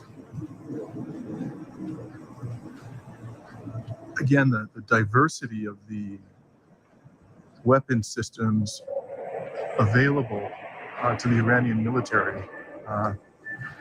If this exhibition is any indication, it's considerable, which again will likely pose quite significant challenges to the military forces of the United States, other NATO countries, which have shown themselves incapable over and over again of defeating adversaries that are not nearly as well equipped as the Iranian military.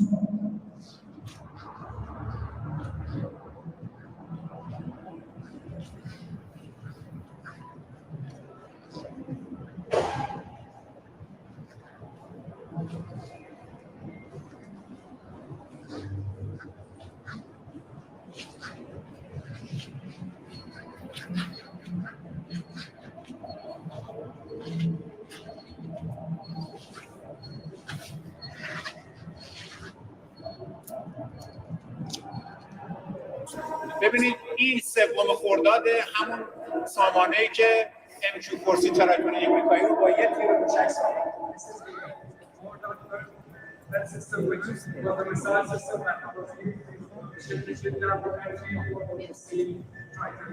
این سامانه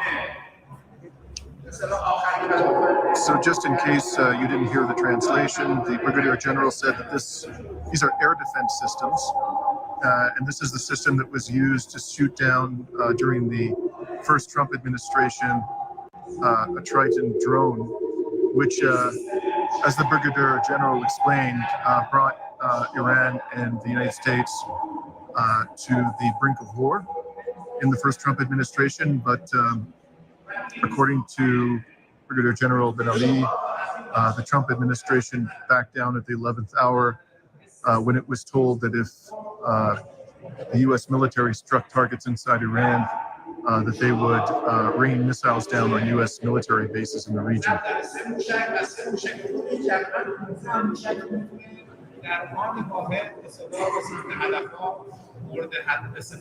It can use up to 50 missiles at the same time. زمانی که هواپیمای MQ-4C تراکتور امریکایی رو زد، ارتفاع 53,000 پا بود. When it hit the MQ-4C Triton, the drone was flying at 53,000 feet.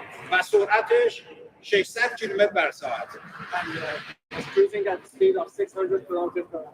و مسافتش تا لانچر حدود 89 کیلومتر. And the distance from the launcher was 89 kilometers. الان ما موشک‌هایی داریم که این مسافت 89 کیلومتر رو میتونه تا 305 کیلومتر هم مورد اصابت قرار بده. And now we have air defense missiles that can engage targets from around 305 kilometers. ما خودمون وقتی که شروع کردیم از روی نمونه‌های دیگران کار رو انجام دادیم. When we first begin our endeavors for air defense, we first based on other foreign modules. مثلا این رادار ساخت شوروی از لیبی به کشور ما وارد شده. For example, this radar was built in the Soviet Union and was imported to our country from Libya. این رادار 250 کیلومتر برد داره. This radar has a range of 250 kilometers. از روی این رو ساختیم 500 کیلومتر. Based on this model, we designed that model, which has a range of 500. این 50 هدف رو در آن واحد پردازش میکنه. این 250 هدف رو. This can track simultaneously track 50 targets, and the other one can track simultaneously 250. این 4-5 ساعت که کار بکنه داغ میکنه، باید خاموش کنی، یکی دیگه جاش بگذاری، ولی این 24 ساعت کار میکنه. This model, when it works for like 4 or 5 hours, it heats up and has to be shut down, but the other one, it can work 24 hours a day. جنگ الکترونیک صفحه رادار اینو سفید میکنه ولی روی این هیچ اثری نداره. Electronic warfare can completely disable the radar screen of this model, but the other model is completely. So that completes my report for Reason to Resist from the National Aerospace Park of the Islamic Republic of Iran. I hope you found this report to be informative. If so, please like and share the video. If you're not already a subscriber to Reason to Resist, we encourage you to become one. As I've said many times,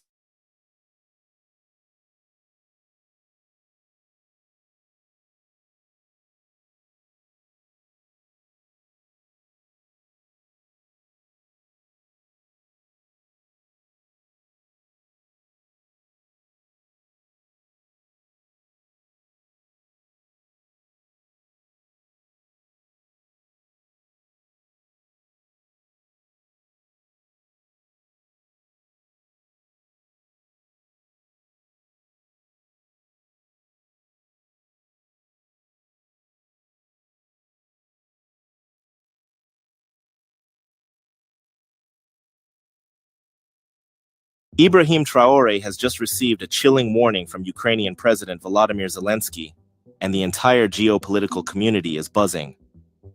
With Victory Day in Moscow just days away, Traore must now decide whether to honor an invitation that could elevate him diplomatically or endanger his very life. This is not an ordinary decision.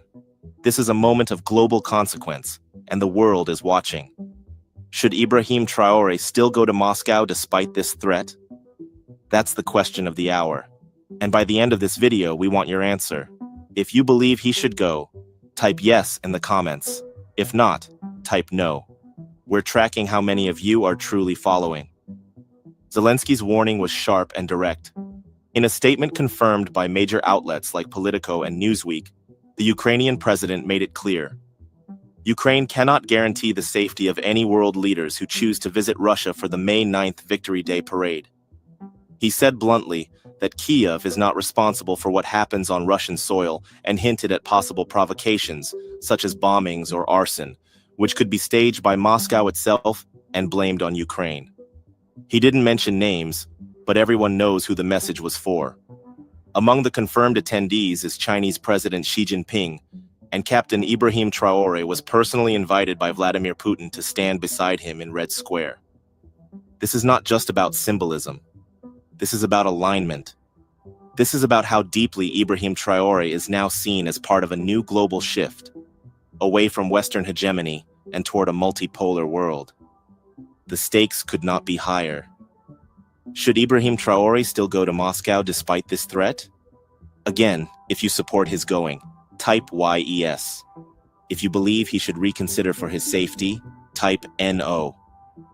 Let's remember why this moment matters. Ibrahim Traore has become more than just the president of Burkina Faso. He has become a virtual president of Africa in the eyes of many. When U.S. General Michael Langley recently criticized him publicly, the backlash was instant. Millions of Africans across the continent and the diaspora protested.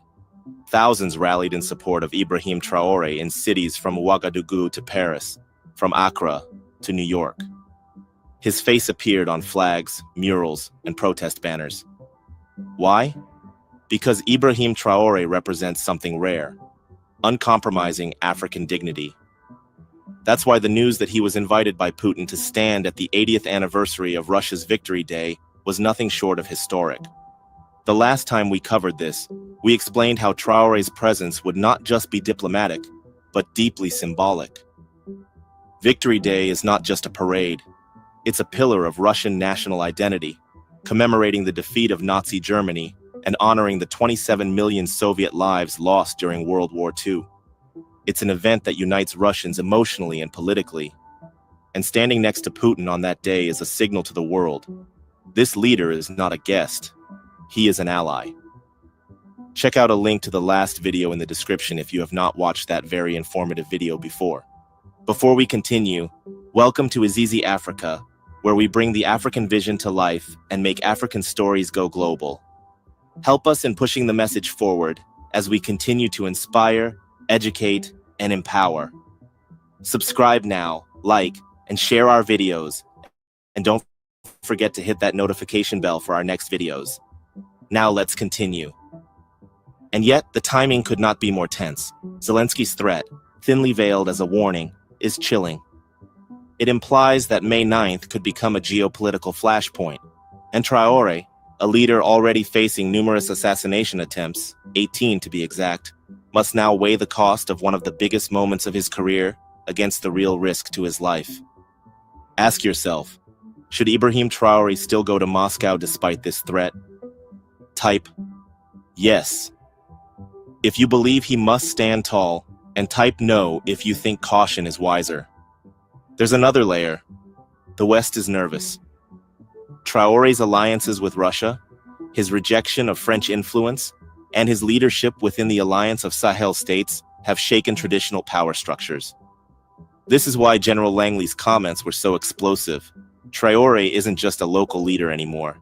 He's an African leader challenging the status quo, and that makes him a target, not just of bombs and bullets, but of propaganda and pressure. Let's be clear. This is not the first time Zelensky or Western-aligned voices have used indirect threats to dissuade African leaders from aligning with Russia. The timing of this warning, just days before Victory Day, is suspicious, and the suggestion that Russia might stage an attack to blame Ukraine only raises more questions.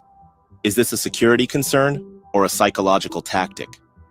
This makes Traoré's decision even more complicated. If he cancels, some will say he bowed to pressure. If he goes, and anything happens, it could be catastrophic. But as we discussed in our earlier video, Traoré has already accepted the invitation, according to Russian Foreign Minister Lavrov. That means the world is expecting him. And he's not going alone. Leaders like Xi Jinping will also be in Moscow. That should add some diplomatic weight and perhaps reduce the risk. But is it worth it? Let's also remember what Victory Day means for Russia's global diplomacy. This year marks the 80th anniversary. Putin has requested a 3-day ceasefire to honor the occasion, but Zelensky has rejected it. That alone sets the tone. We may be heading into one of the most tense victory days in modern history, and Ibrahim Traoré may be standing right at the center of it. One thing is clear, Traoré's very presence at this event signals a new era. He is Africa's face in a multipolar world, and his every move is scrutinized. Whatever decision he makes will have ramifications far beyond Burkina Faso. It will affect alliances, trade deals, defense agreements, and more. We also have to examine the broader implications for African sovereignty. If leaders like Ibrahim Traoré are forced to choose between asserting independence and avoiding international backlash, what does that say about the so-called freedom of choice in global diplomacy? Zelensky's warning, while cloaked in security concerns, can easily be interpreted as part of a larger strategy to isolate any leaders who dare to break ranks with the Western consensus. In this sense, Ibrahim Traoré's potential trip to Moscow is not just about attending a parade. It's a challenge to the global system that has long dictated who Africa can partner with and on what terms. There is also the media narrative. Western outlets are likely to portray any attendance by Ibrahim Traoré at Victory Day as aligning with dictators or endorsing aggression. But those same outlets rarely offer African nations the same scrutiny when they receive billions in Western military aid or host Western military bases. This double standard is what Traoré has been pushing against. He has said repeatedly that Africa must define its own interests rather than be told what those interests should be by powers outside the continent. For many young Africans, this isn't just a news story, it's a litmus test. Will African leadership bow to fear and pressure, or rise with confidence and principle? Traoré represents a generation unwilling to play by colonial rules. And that's exactly why so many see him as more than just Burkina Faso's president. They see him as Africa's voice. As we count down to May 9th, every moment becomes more critical. The decision Ibrahim Traoré makes will send ripples across the continent. Will it embolden other African leaders to speak more freely? Will it solidify a Russia-Africa partnership based on mutual respect? Or will it become a cautionary tale used to deter future alliances? Whatever happens, one thing is clear. The age of passive diplomacy is over. Africa is asserting itself, and Ibrahim Traoré is leading that charge. So once again, Should Ibrahim Traore still go to Moscow despite this threat? Type yes if you support him taking a bold stand. Type no if you believe the risk is too great. We will be monitoring the comments and including your feedback in our next episode. This is your story too. This is Africa's moment. If you believe in an Africa that rises on its own terms, if you support this movement for self-reliance, dignity, and progress, then be part of the change. Like this video.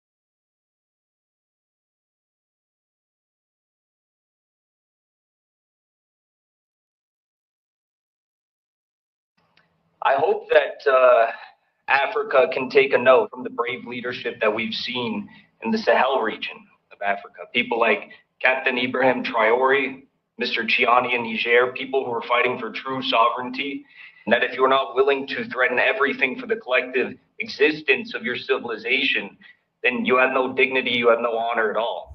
I hope in my lifetime, I'll end here, that we'll see a nuclear Africa. We're already seeing Russia. Rosatom is talking about bringing nuclear reactors into Burkina Faso. But I hope one day it's nuclear bombs. In a bold and provocative address, American activist Jackson Hinkle challenged African leaders, especially those in Burkina Faso, Mali, and Niger, to move beyond rhetoric and take decisive, world-shaping action. He suggested that they should start looking at the possibility of acquiring nukes. Speaking at a major forum in South Africa, Hinkle urged Captain Ibrahim Traore and his Sahelian counterparts to study the path of nations like Russia, China, and Iran, countries that earned global respect not through compromise, but through revolution, military strength, and nuclear capability. According to Hinkle, no amount of diplomacy, economic reform, or symbolic seats at global institutions will protect Africa from Western domination unless the continent develops real deterrence. His message was clear. If Africa wants to be taken seriously, it must be willing to take serious steps. Now, have a listen to the full call, and please share your thoughts with us in the comments section. When you look at Russia and you look at Africa, it's no part of their own doing, but the enemies that have been made in both Africa and Russia are enemies of humanity. It's the West, the collective West, and it's not the Western civilization, people like me, it's people who sit in the White House and who sit in the deep state, as we call it. Now, there may have been a change of guard in Washington, D.C. just past week, but there's not a change of heart, there's not a change of soul. If you look at the Secretary of State that was just elected, Marco Rubio, he is a neoconservative that wants to continue the subjugation of Africa, continue the subjugation and slavery of Latin America, and wants to continue the policies that have brought about so much of the misery, the sorrow, and the chaos that we have seen in Africa and Latin America and the whole global South for decades upon decades, far before I was ever born. I hope that Africa can take a note, and I hope that South Africa can take a note from the brave leadership that we've seen in the Sahel region of Africa. People like Captain Ibrahim Traore, Mr. Chiani in Niger, people who are fighting for true sovereignty and who understand that humanity and war are equals, that war is just about being human, and that if you're not willing to threaten everything for the collective existence of your civilization, then you have no dignity, you have no honor at all. Russia understood that, and that's why they went in to go liberate the people of the Donbass, those who were suffering under the persecution of the Nazis in Kiev for years and years and years, back since even before 2014, when there was the Orange Revolution in Kiev in 2004, backed by the United States. So I see a lot of great minds coming out of South Africa. I see a lot of great movements coming out of South Africa, but until you're willing to actually stand up to the beast in the United States, like me and many of my comrades are trying to do right now, there will be no true sovereignty for South Africa. You'll have the same old, same old. You'll have the continued economic order. Of course, South Africa was able to do away with the discrimination that plagued this country during apartheid. But did the economic order really change? I don't think so. And until South Africa is willing to truly stand up to the West and, I guess, absolve itself of its past political mistakes, there will be no true sovereignty. If I were to draw on the history of China and the history of Iran and Korea and Russia, there's one bottom line determining factor with all of them. And that's that before their revolutions, before they commanded respect, the situation in each one of those countries was not great, whether it was being indebted to Western banksters, whether it was a series of illegal coups or regime change operations or assassinations. These countries did not command respect on the global stage to the Western imperialists. That's the same problem that Africa is facing today. There is no respect that is commanded to the imperialists except for the new confederation in Mali, Niger, and Burkina Faso. Before we continue, if you love what we do here on this channel and would like to support us, then you might consider gifting us a super thanks donation of any amount, or you might as well become an uplifting Africa channel member for exclusive content, perks, and more. Links to join are in the pinned comment and in the description box.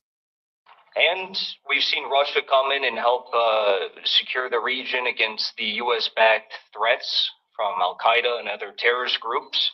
But ultimately, I think that Africa needs to learn from China, from Korea, from Iran, and from Russia, who first had these beautiful revolutions that commanded the respect. Then they developed their militaries, they developed nuclear bombs, they developed all these sorts of things, and then they built their economies.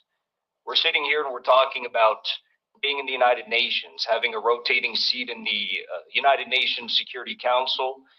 We're talking about the economic plans of Africa in the future, new currencies, African Union. All of that doesn't mean a whole lot if the West is going to come in and trample all over you. What good is a seat at the United Nations if they're not going to listen to you? The United States has to listen to China. They had to listen to Russia because China and Russia have a bunch of nuclear bombs that are already pointed at every Western city. Now, of course, I support Africa having nuclear bombs. I understand we're far away from that, and maybe it's a bit controversial to say that. But what I think we also need to understand is that Africans are dealing with the same issues that the American citizens are dealing with under our own regime. Americans are dealing with fraudulent elections. We're dealing with censorship. We're dealing with the monopoly of land and private capital. And until Americans and Africans are able to command respect, then there really is no future for either of our peoples. Ultimately, to sum up, I want to bring in the point of Ukraine as well, because Ukraine did something very interesting recently. Zelensky realizes that the front line in Ukraine is collapsing. The Russians are moving in. So what did he do? He threatened the ability for Ukraine to be able to develop nuclear bombs. He said, Ukraine can develop a nuclear bomb in several weeks. And then everyone got very worried about that. I think the West needs to get very worried about the potential for Africa to assert its own sovereignty and command respect in the same way that we're seeing in the new Confederation states, but all across Africa. And maybe it only starts with one or two nations, but that's exactly what we saw with Iran and Syria. And now look at the United States proxy of Israel. Israel's collapsing because they understand that the strength of Iran and the strength of Syria with the backing of Russia is, it's completely incomparable to the strength of Israel, who would undoubtedly lose in a conventional war against these nations and their proxies all across the region. So I think the question of military power is extremely important, and it actually comes before the question of economic power or trade routes or currencies or any of these things. So I hope to see more bold leadership, even in the case of Niger. Victoria Nuland was too afraid to tell Nigeria to invade Niger because she understood the military power of these Sahel states with the backing of Russia. They wanted to do an ECOWAS invasion, and with the intervention of Russia and China and the military backing in the Sahel states, they understood in the United States that this was a no-go, that they couldn't do it. So I hope in my lifetime, I'll end here, that we'll see a nuclear Africa. We're already seeing Russia. Rosatom is talking about bringing nuclear reactors into Burkina Faso, but I hope one day it's nuclear bombs. Please support our effort to scout the internet and bring forth uplifting updates about the mother continent every now and then.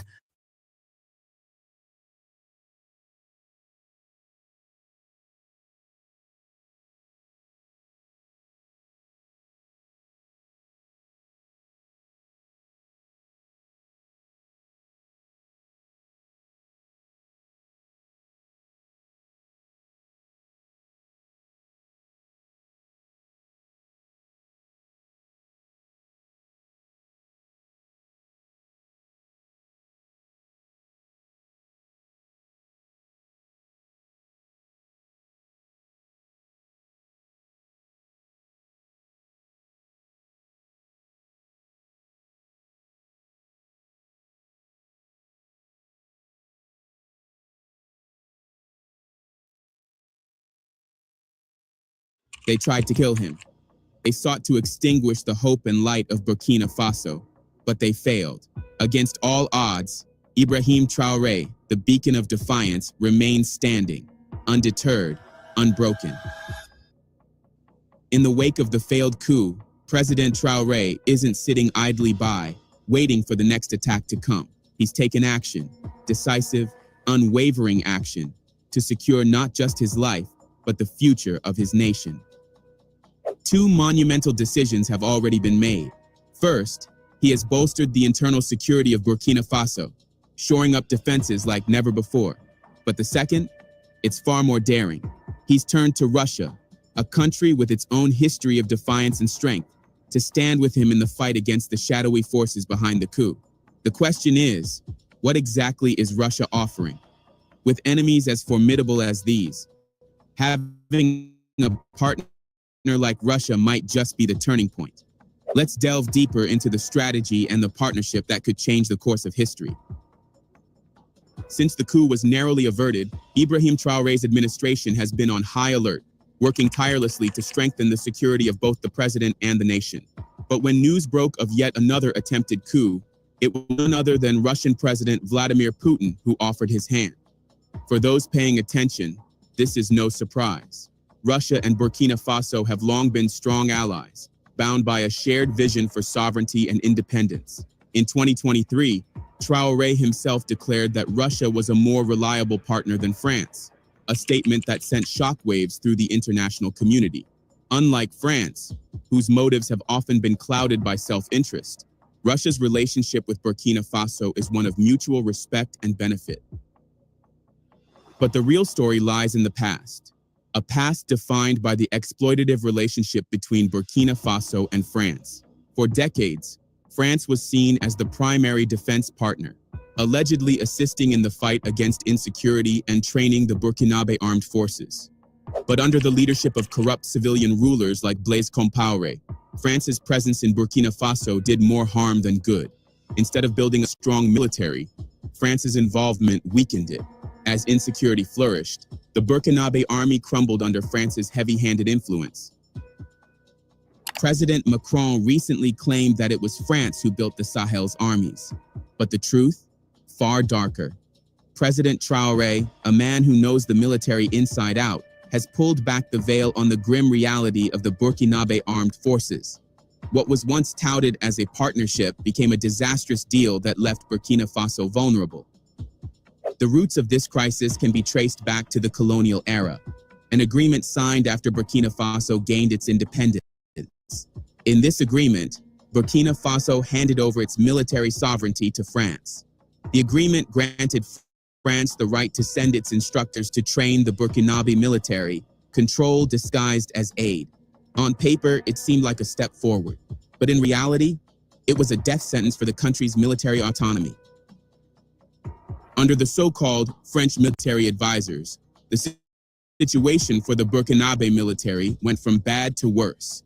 Instead of strengthening the military, these foreign advisors oversaw a complete collapse of the army's capabilities. The Burkinabe forces were equipped with outdated weaponry, often having to rely on borrowed arms from neighboring countries. Imagine that. If these French advisors truly had Burkina Faso's best interests at heart, why didn't they advise the government to invest in modern, effective military equipment? Why didn't they ensure that the country could defend itself properly? Now, some might argue, what if the government refused? Let us surprise you. These same military advisors not only failed to improve the military strength, they actively prevented Burkina Faso from obtaining the weapons it needed. They dictated which weapons the country could purchase and where to buy them from. And the Burkinabe government? Powerless, submissive, like a helpless lizard nodding its head. How can a foreign power have the audacity to control the defense of a sovereign nation? It's not just baffling, it's deeply humiliating. But it doesn't stop there. The soldiers of the Burkinabe army lived in the worst conditions imaginable. They had no access to proper food, quality military gear, or even decent shelter. Their pay, meager, barely enough to survive. Is it any wonder that when Traoré took power, he discovered an army demoralized and broken? Soldiers with no will to fight, no passion for their country. Under those circumstances, how could they have ever stood a chance? Occasionally, select soldiers were sent to France for training. On the surface, it seemed like a genuine effort to improve the Burkinabe military, to make it stronger. But the truth, it was far more sinister. These soldiers weren't just being trained in modern warfare. They were being trained as spies for France. They were groomed to be loyal to France, not their own country. If you look closely at the chaos unfolding in Burkina Faso today, you'll notice that many of those behind it were trained in France. This was all part of the plan, a plan to keep Burkina Faso under France's thumb. The end game? To ensure that Burkina Faso would remain perpetually dependent on France, a puppet state where the military could be controlled from afar. And while this was happening, France allowed insecurity to flourish, leading to the senseless deaths of thousands of innocent men, women, and children. When President Traoré came to power, he understood the depth of the betrayal. Without hesitation, he ended the colonial agreement and kicked the French forces out, cutting the strings that had bound Burkina Faso for so long. Once free from the grip of the West, Traoré sought out new allies, ones that didn't have ulterior motives, and he found that ally in Russia, a country that had long been isolated by Western powers. Since then, Russia has proven to be a dependable partner, supporting Burkina Faso in its time of need. But of course, some will argue that Russia is simply trying to replace the West to increase its influence in the Sahel region. But is that the full picture? Or is it a partnership born from necessity and a shared commitment to resisting foreign control? Yes, that may be true. But there are crucial points these critics often overlook. First, unlike France, Russia has no colonial history with Burkina Faso or with any African country. This is not a minor distinction. Unlike France, which continues to treat Burkina Faso as its backyard, exploiting cheap resources, Russia does not have this colonial mindset. The world has changed. Globalization means that no nation can stand alone. Countries need each other to thrive. However, the real issue arises when partnerships are lopsided, as we've seen with Africa and the West. Because Russia does not come with the baggage of colonialism, its relationship with Burkina Faso is built on mutual benefits, not exploitation. This marks a sharp contrast to the toxic dynamic between France and Burkina Faso, where the relationship has always been rooted in domination and control, master and slave. With Russia, both parties have equal standing in the partnership, and that's the fundamental difference that makes it more sustainable and fair. The second key point is that, unlike France, Russia isn't desperate for Africa's resources. Russia is also richly endowed with its own natural resources, particularly oil. In fact, Russia has long been one of Europe's primary suppliers of oil and gas, something that's remained true even in the face of harsh sanctions imposed by the West. Europe still depends on Russian energy, showing the resilience of Russia's resource-driven economy. France, on the other hand, has no significant resources of its own. The wealth of France was built on the plunder of its former colonies. Once again, Russia's partnership with African nations is grounded in what both sides can gain. We see this in the growing deals between Russia and the AES countries, agreements based on real, mutual interests. For years, while France maintained its grip on Niger, we never heard a word about France helping to develop Niger's nuclear power. Instead, France used Niger's uranium to fuel its own nuclear power plants, powering its industries, homes, and economy. All the while, Niger was left in the shadows. But after expelling France, something remarkable has happened. Niger and Russia have recently signed a landmark deal to develop Niger's own nuclear power. And here's where it gets even more intriguing.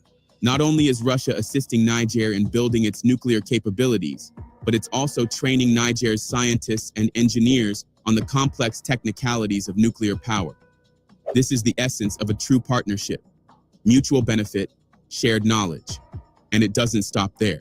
Burkina Faso and Mali, inspired by Niger's bold move, have also signed similar deals.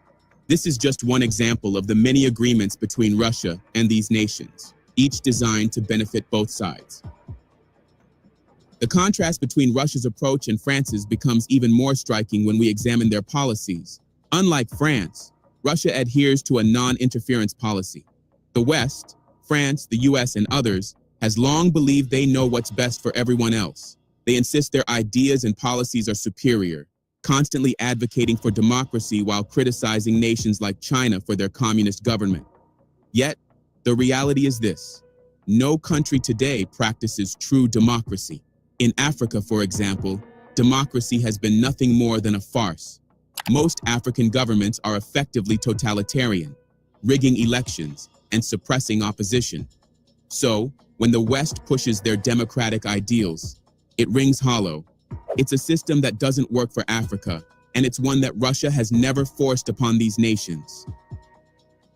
The West's superiority complex has been the driving force behind their relentless interference in African politics, culture, and economies. The African-Western relationship is transactional, based on conditions that African countries must meet in order to receive assistance. Take loans, for example. If an African country seeks a loan from Western-dominated institutions like the World Bank, it must adhere to Western demands. If not, the loan is withheld. Burkina Faso and the AES countries serve as prime examples. Since the coups, these nations have been cut off from the World Bank and IMF, with no access to loans until they return to democracy. This isn't partnership, it's coercion. Stark contrast, Russia, China, follows a non-interference policy. Russia doesn't dictate what sovereign countries should do. The relationship is simple. It's based on what's on the table and what's mutually beneficial. There's no agenda of control or manipulation. The difference between Russia's approach and the West's could not be more apparent.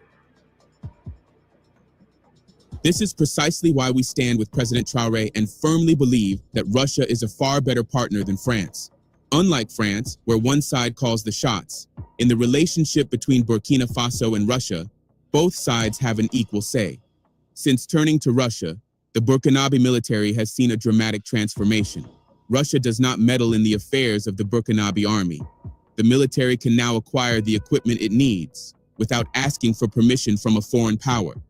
In just 2 years, Burkina Faso has reclaimed 10% of the territory lost to terrorists, out of the 40% that was taken. That's no small feat. It's a clear indicator of what's possible when a sovereign nation takes charge of its own future, free from the constraints imposed by Western powers. It's no wonder that President Traoré wasted no time in securing Russia's support to protect both himself and Burkina Faso from its enemies. Right now, Russian fighter jets patrol Burkinabe airspace, while Russian commanders are discreetly assigned to safeguard President Traoré. The reality is that Traoré is more than just the president of Burkina Faso. He is a symbol of hope for all of Africa. Should he fall, that hope would crumble with him. But fortunately for Africa, President Traoré has a steadfast ally in Russia, a partner that has proven to be both capable and committed. Since Traoré turned to Russia, the country has demonstrated its reliability time and again. One of the most harrowing examples occurred last year when Burkina Faso faced one of its deadliest attacks yet.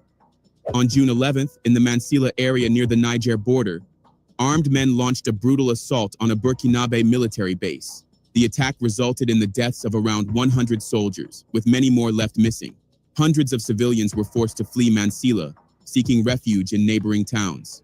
It was a devastating blow. The attack was confirmed by the site intelligence group, which reported that fighters stormed a military post in the town, where they alive 107 soldiers and took control of the site. The question that loomed was, who was behind this attack? Just 5 days later, JNIM claimed responsibility. The group posted disturbing videos online showing their fighters riding motorbikes and shooting in a remote village. Another video captured the fierce gunfire around the Burkinabe army base, along with images of captured soldiers and a display of weapons. Analysts called the June 11th attack one of the deadliest setbacks the Burkinabe military had endured since the conflict first spilled over from neighboring Mali in 2015. It was a painful reminder of the relentless fight Burkina Faso faces, and why President Traoré's protection is now more critical than ever. Attacking civilians is despicable, but attacking the military and then publicizing it for the world to see, that's a different level of aggression.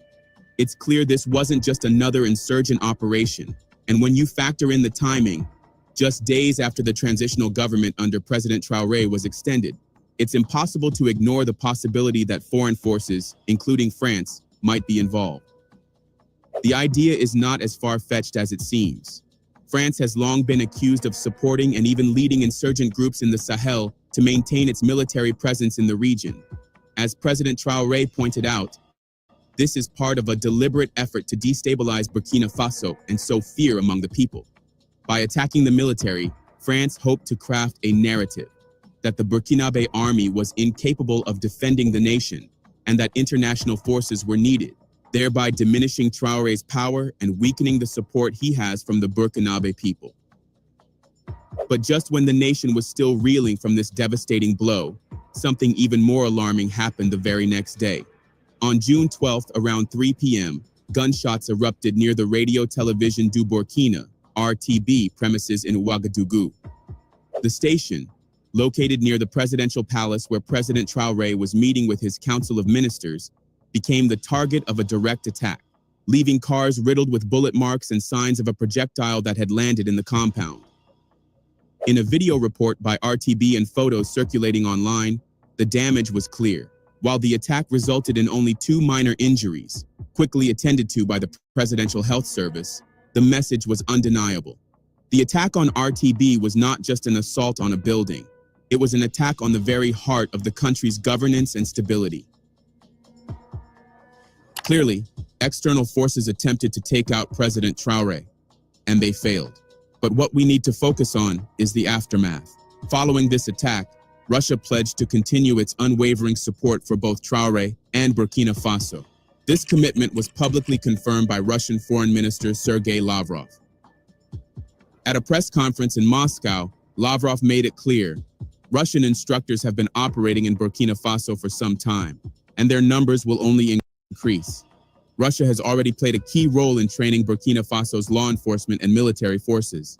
Moreover, Russia will continue to supply military equipment, helping to bolster the Burkinabe defense forces and enable them to eliminate the insurgents plaguing the country.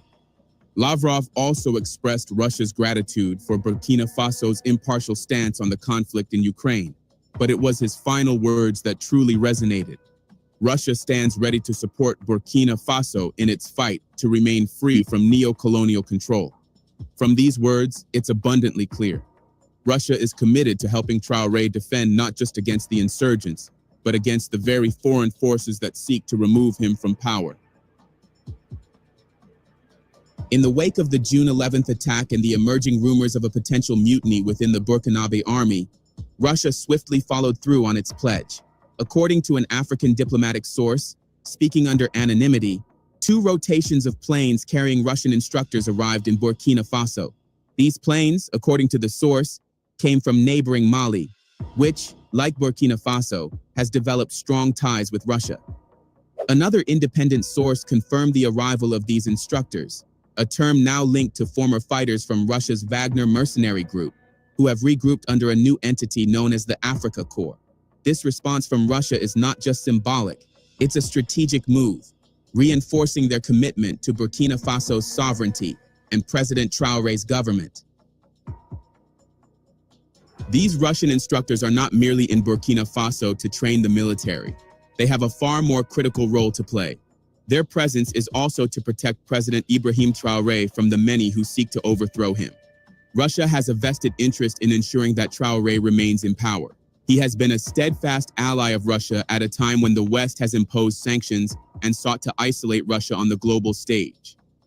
For Russia, the stability of Burkina Faso and the leadership of Traoré are crucial, and there's no doubt that both parties will continue to work hand in hand to ensure that Burkina Faso does not descend into chaos, and that Traoré can continue to lead his people with integrity and resolve. But Traoré is not relying on Russia alone for protection. As we mentioned at the start, President Traoré has taken proactive measures to strengthen Burkina Faso's internal security.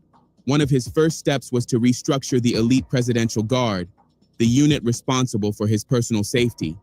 This was no simple reorganization.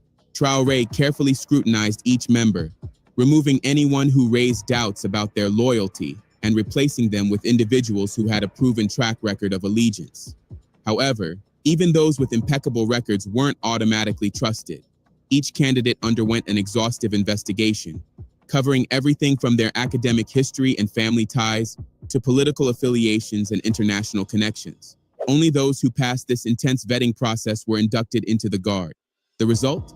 The Presidential Guard is now composed of unwavering loyalists, people whom Traoré has full confidence in, not just for their loyalty to him, but also to the nation he serves.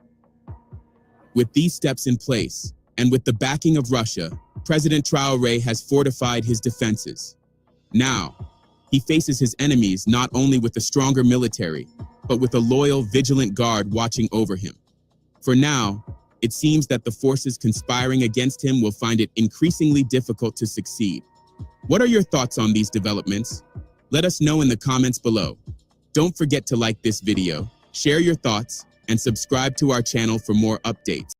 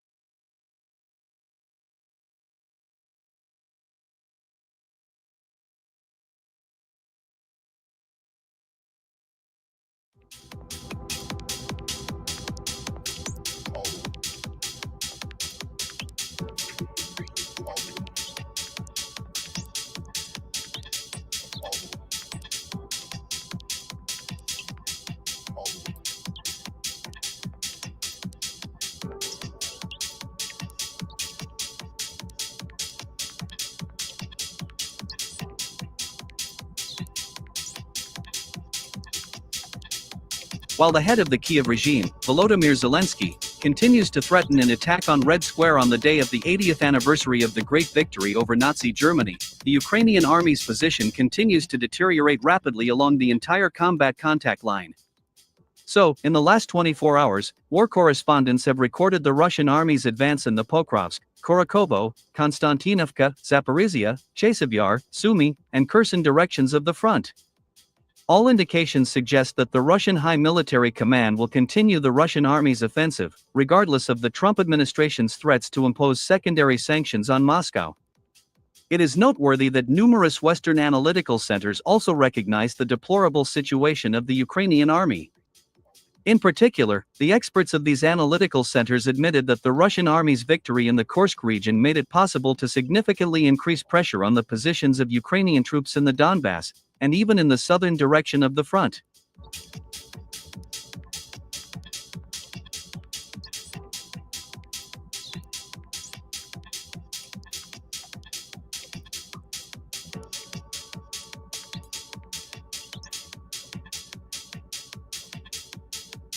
It is reported that due to Russian troops' constant attacks in Pokrovsk direction, the Ukrainian army units, commanded by General Mikhail Drapety, are so exhausted that they can no longer hold the previous line of defense. All of this led to the fact that over the past 24 hours, Russian troops have significantly advanced southeast of Pokrovsk. In particular, war correspondents have confirmed that Russian troops have taken control of the southern outskirts of settlements such as Alexandropol, Novaya Poltavka, and Novo-Olenovka. In Pokrovsk itself, the Ukrainian army's position is also rapidly worsening. Reports indicate that several Russian sabotage and reconnaissance groups have already entered the city. All this indicates that a large-scale assault on Pokrovsk by the Russian army may begin in the coming weeks.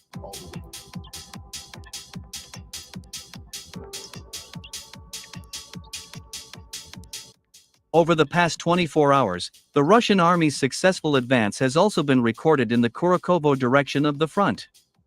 According to war correspondents, Russian troops managed to enter the eastern part of the settlement of Alexivka. However, as of May 5, Russian troops have not yet succeeded in gaining a firm foothold in their new positions. As for the urban-type settlement of Bogodar, the Russian troops managed to establish a foothold in the eastern part of this settlement. According to war correspondents, Russian combat aviation and artillery are working against the Ukrainian army's positions in this settlement in a non-stop mode. Against this backdrop, it is also worth noting the current situation in Chasiv. In particular, a few hours ago, a military expert and retired lieutenant colonel of the People's Militia of the Luhansk People's Republic, Andrei Marachko, stated that Chasiv had been almost completely liberated by the Russian army. According to him, on May 5, the Russian command deployed additional forces and equipment to this strategically important city, in order to finally squeeze out the remnants of the Ukrainian troops.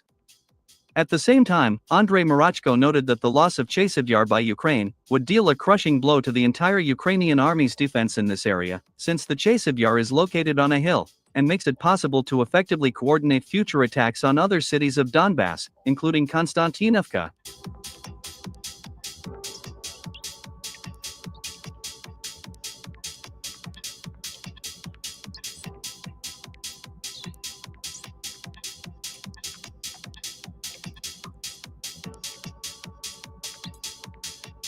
By the way, in the Konstantinovka direction, the Russian troops began to make flanking maneuvers, trying to surround the Ukrainian army units south of Konstantinovka. And judging by this map, Ukrainian troops are at risk of ending up in the so-called cauldron again.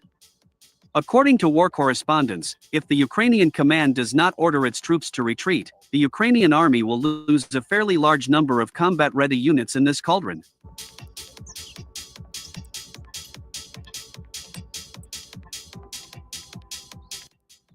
Meanwhile, on the night of May 5, the Russian aerospace forces launched another massive missile attack on military installations of the Ukrainian army and NATO forces in Ukraine. This time, independent monitoring services recorded more than 60 powerful explosions in such Ukrainian regions as Zhytomyr, Chernihiv, Sumy, Cherkasy, Kiev, and Kherson. It is reported that during this attack, Russia once again used a fairly large number of ballistic missiles and the latest Uranium-3 kamikaze drones, equipped with jet engines.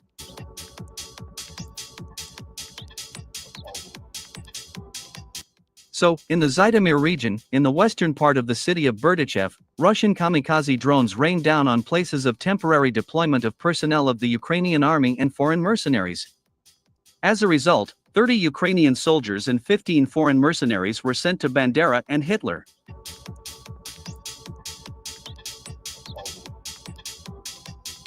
In Chernihiv and Sumy regions, Russian missiles hit and destroyed concentrations of enemy manpower and equipment.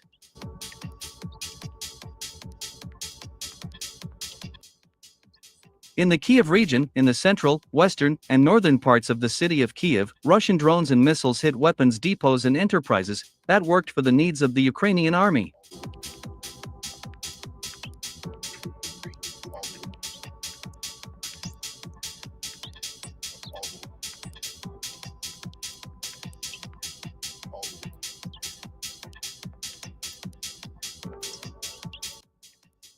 In the Kherson region, in the southern part of the city of Kherson, Russian-guided aerial bombs of the Fab family hit the building of a local university. It is reported that the Ukrainian command used the basement of this university to store ammunition for multiple launch rocket systems.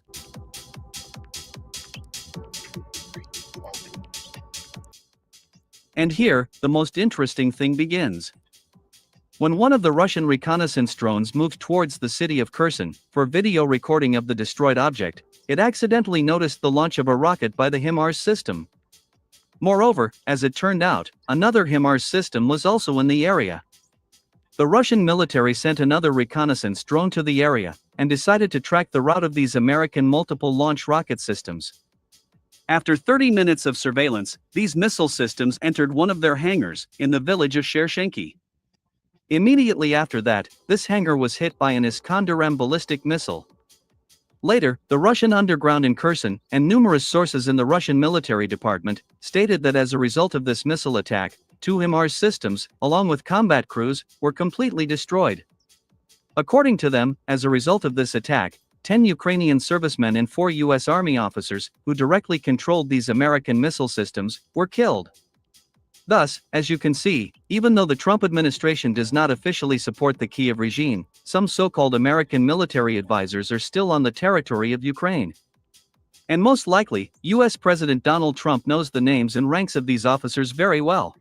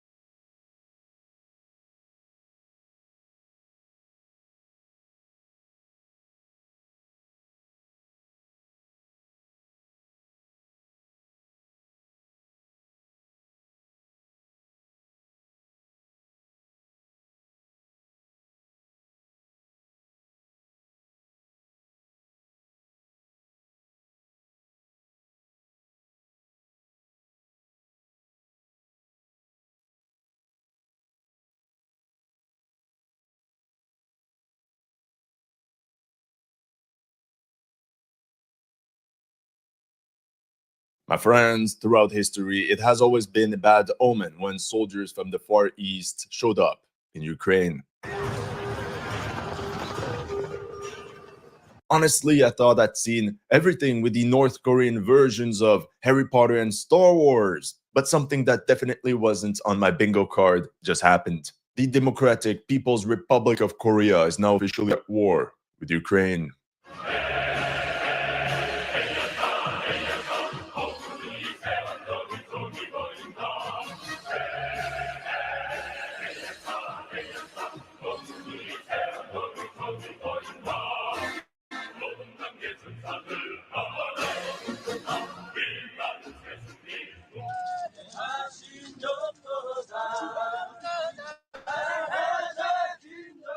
As you know, North Korea already supported Russia's war efforts by supplying it with millions of artillery shells. But the bromance between Kim Jong-un and Putin has no limits. So North Korea is now offering its entire army to Russia. Private Kim, and Private Kim, davai, come with me. Especially since their collab was made official on the 28th of April by the Chief of Staff of the Russian Armed Forces. Отдельно хочу отметить участие в освобождении приграничных районов Курской области военнослужащих Корейской Народно-Демократической Республики. There's no more mystery. North Koreans are now effectively fighting against Ukraine.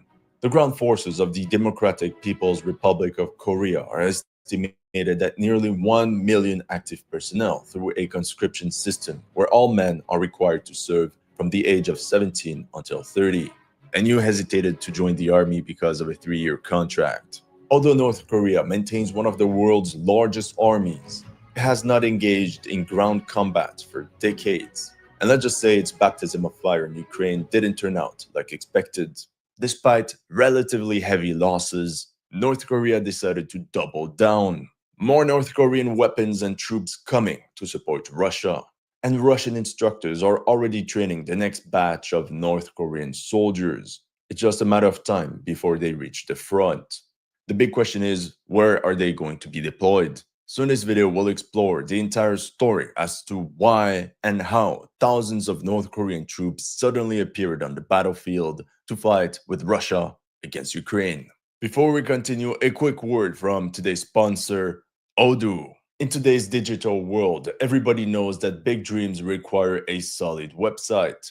If you don't know where to start, I recommend Odoo's Website Builder. It's the tool you need to bring your online presence to the next level. It's fast, simple, and free for life if you only use the app. With Odoo, you can create a stunning and professional website in minutes. And what I especially like is how it's straightforward, so you don't even need to know how to code to get started. Everything starts with Odoo's powered artificial intelligence website configurator, where you simply write in words what you want. From there, make your website stand out by choosing from one of many themes that you can customize at will with easy-to-use tools.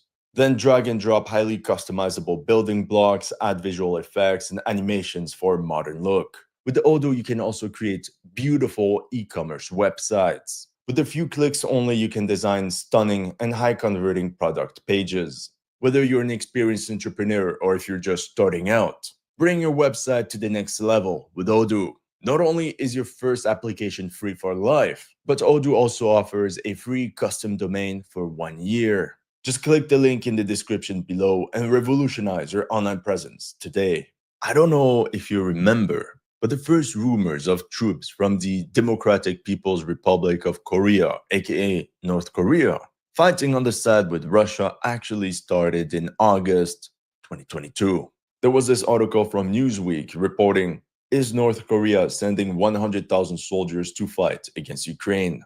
At the time, I thought this idea was just crazy. In my mind, the only way Russia could have made use of North Koreans was as laborers, construction workers, or in support units. But history had other plans. Let's fast forward to 2024.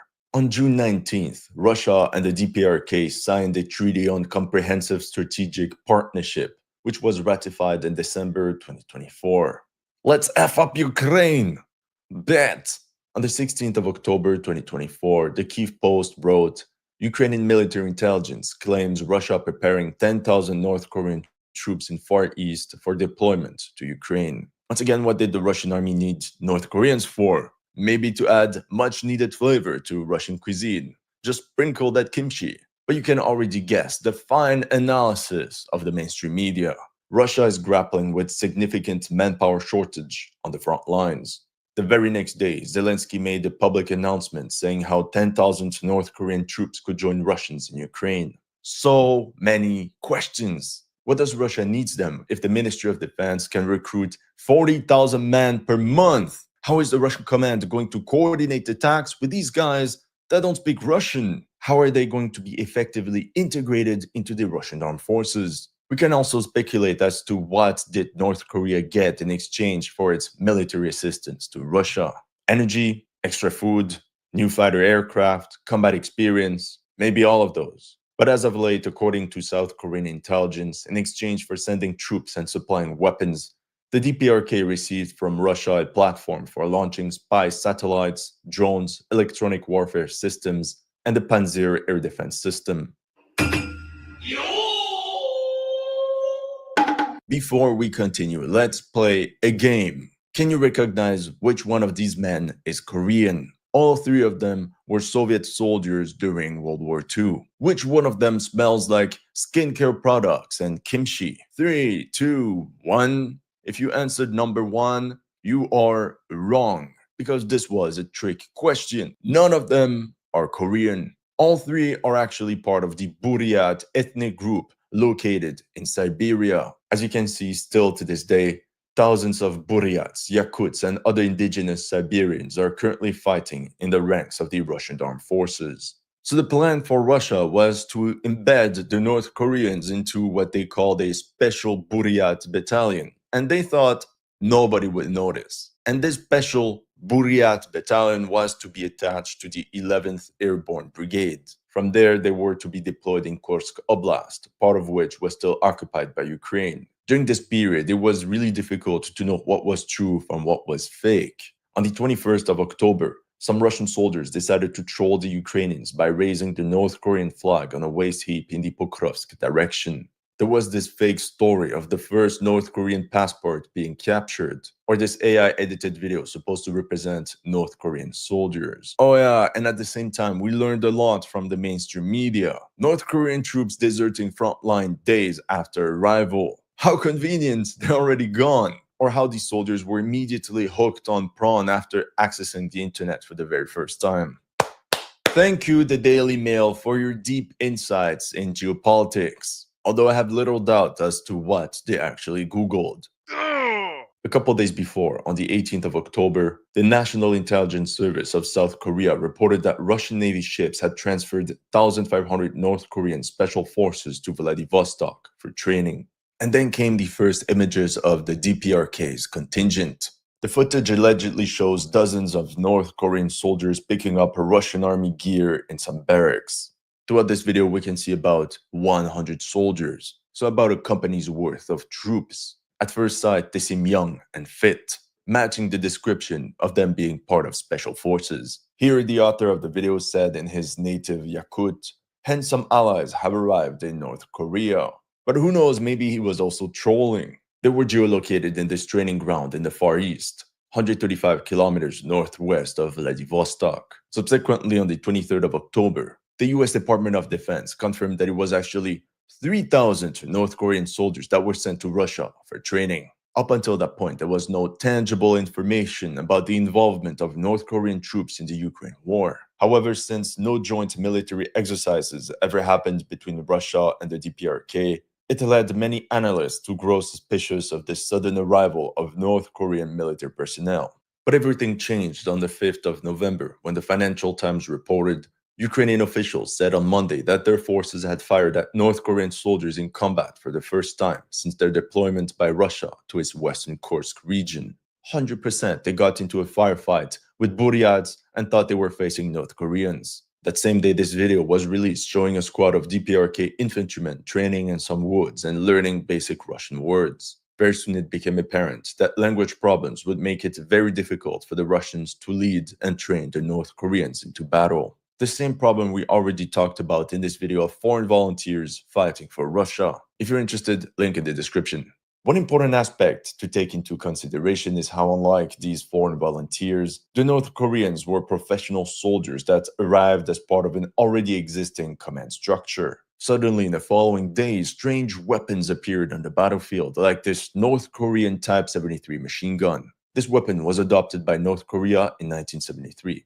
It was a fusion between the designs of the Soviet PKM and the Czechoslovak VZ-52. Hence its similarity with the British Brand light machine gun. When Russian soldiers started handling this Type 73, they were shocked by how noticeably heavy the machine gun was, even for them that were twice as big as their North Korean counterparts. The Russians also said it had an unusual design with very strange sighting devices. After looking at this and to standardize the entire equipment, it's possible that the Ministry of Defense simply equipped North Korean soldiers with Russian weapons. By the 10th of November, something big was about to happen. Ukrainian officials expect a massive offensive by 50,000 Russian and North Korean troops in the coming days. Expectations? Reality. While many already blamed Ukraine's shortcomings and setbacks in the Kursk region due to the intervention of the North Korean troops, we waited, and North Korean troops were still not seen on the battlefield. This Ukrainian soldier even told CNN that he has seen no sign of the 12,000 North Korean troops that, according to the Pentagon, had been sent to Kursk. And as you can see, we went from 1,500 North Korean troops to 12,000. A 10x difference, it's huge. But then something interesting came up. Something more substantial. A train filled with the North Korean 170mm M1989 Koksan self-propelled howitzers was spotted in the city of Krasnoyarsk in Siberia. The gun of the M1989 Koksan is mounted on an open-type turret on the T-54 or T-62 chassis. Its rate of fire does not exceed 1 or 2 shots per 5 minutes, but the powerful caliber and range of 40 to 60 kilometers compensates for the low rate of fire. Then came reports of North Korean 240mm M1991 multiple launch rocket systems. Okay, the North Koreans were not there just to train in Russia. Something was brewing. A couple days later, Ukrainian ATGM and drone operators observed what seemed to have been a North Korean Pulse 4 M2018 6x6 ATGM combat vehicle. Although it is difficult to draw conclusions from the extremely low quality footage, this armored vehicle's 3-axis design is something the Russians don't have in their inventory. So unlike what you could hear in the mainstream media, it wasn't just infantry or cannon fodder that the DPRK shipped to Russia. What's tricky is that during this time, Russia and North Korea both denied the deployment of North Korean troops on the battlefield. The Russian command jokingly kept nicknaming them the combat Buryats. On the 4th of December 2024, Russia ratified the Treaty on Comprehensive Strategic Partnership. And 2 days later, Ukrainian soldiers could hear K-pop in the distance, but not the one they expected.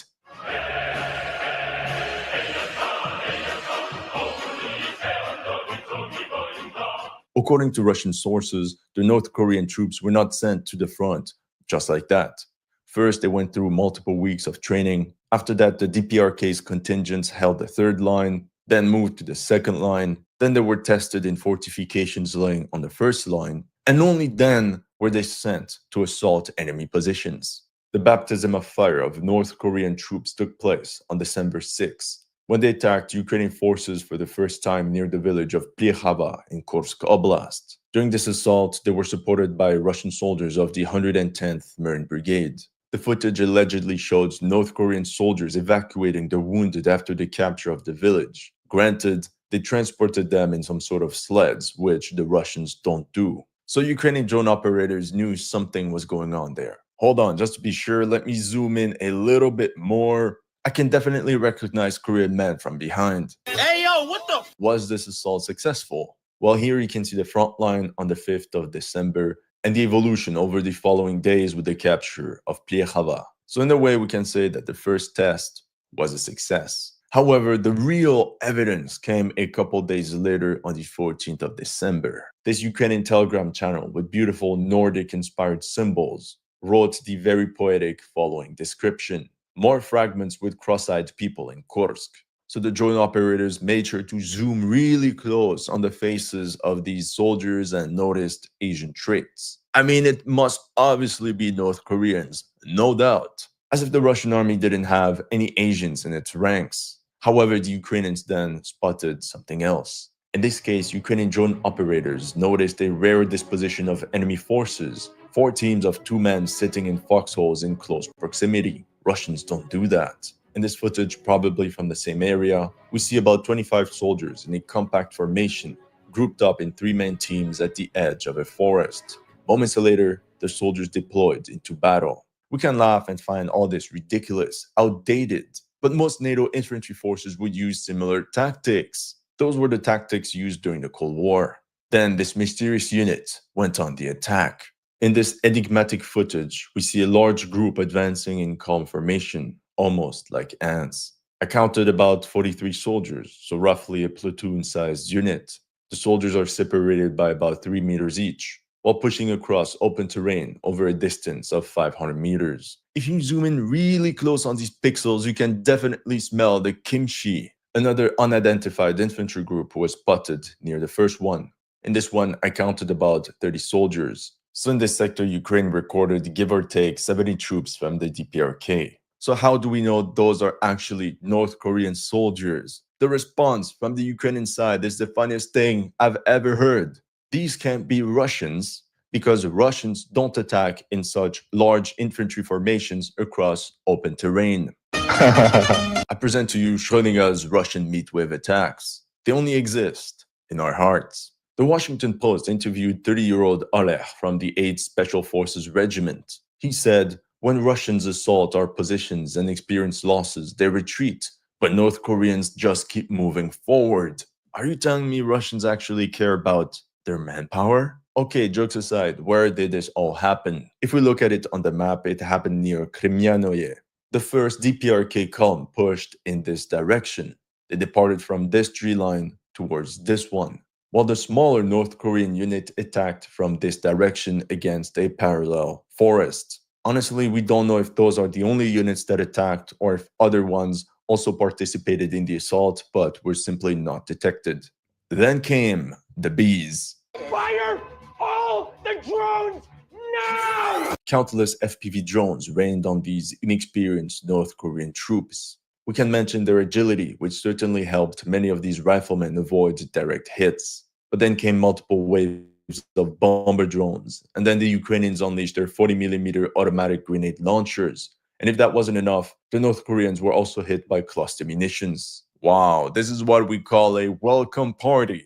All in all, I could visually confirm about 25 hits on North Korean soldiers. Ukrainian drone operators also made sure to zoom in on the faces of the frightened soldiers to show that they're indeed Asian. Honestly, I can't imagine how scary it must have been for these men. It's like taking soldiers from World War II and throwing them into modern warfare. According to sources from the ground, more than 200 North Korean soldiers attacked from several directions in separate detachments, with the aim of capturing one of the tree lines near Malaya Loknya.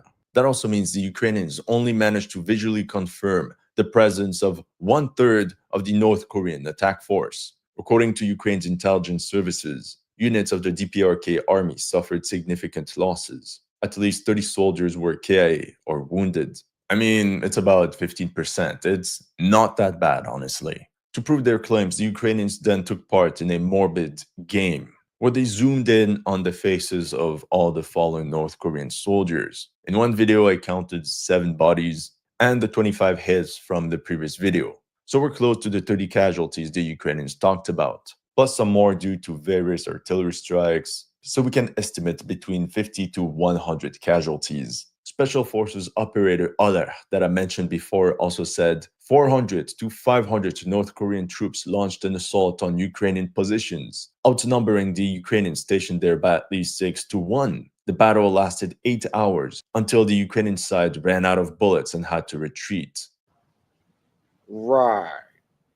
We went from 200 North Koreans to 500. The Ukrainians also said that to prevent being captured, North Korean soldiers that were wounded and left behind would simply pull the pin of a grenade. Allegedly, they were given clear instructions not to be captured. Business Insider summarized this combat action as too early, too inexperienced. Essentially, their analysis is that the sly Russians took advantage of the inexperience of North Korean soldiers to throw them into battle without explaining them the intricacies of modern warfare. Hold on. According to the Business Insider's own reports, the Russians do the same to their own men. So, what's the deal? Anyway, was this North Korean assault successful? Here's the situation before, and that was the situation after. The Russians and their North Korean allies advanced 4 kilometers and mopped up an entire forest. You will also notice that the group that got targeted by the drones barely made any progress, whereas the second detachment was clearly much more successful. After the initial attack, its infantry squads quickly dispersed into the woods, and only then did they get targeted by the Ukrainians. The New York Times spoke to someone at the Pentagon, and that person said, North Koreans in Kursk are largely special operations troops trained for surgical strike missions. But the Russians have basically used them as foot soldiers. Remember this, okay? Remember this. Then they interviewed a Ukrainian commander called Andriy. He said DPRK forces operate in groups of 50 soldiers, divided into squads of 5 to 8 men. This is something we could visually confirm in the previous videos. He also said that whenever soldiers were wounded, the attacking force would not retreat. Instead, they waited for replacements and then carried on the assault. He also said that once North Koreans secure a position, they don't start digging in to prepare its defense. They hand it over to Russian reinforcements coming from the rear, and then retreat to prepare for the next attack. So, Mrs. Pentagon, this is exactly what we can expect from special forces carrying out surgical strikes. Shortly after came reports of another combat action involving the DPRK, once again in Plekhava, south of Suja. There was reported that a 100-strong Ukrainian garrison initially held out against two waves of around 150 North Koreans. Once again followed by the morbid filming of enemy fatalities up close. The drone operators seem to have been really looking for these guys because we could only see 5 enemy fatalities. Surprise, surprise, in some drone footage from this sector, only a couple dozen riflemen could be seen pushing into a wooded area. It seems multiple DPRK units went on the attack during that time because on that same day, another detachment took Ukrainian positions by storm east of Malaya Loknia. In the video, we can see about 3 squads running across open terrain. So once again, we face a platoon-sized unit of about 30 men.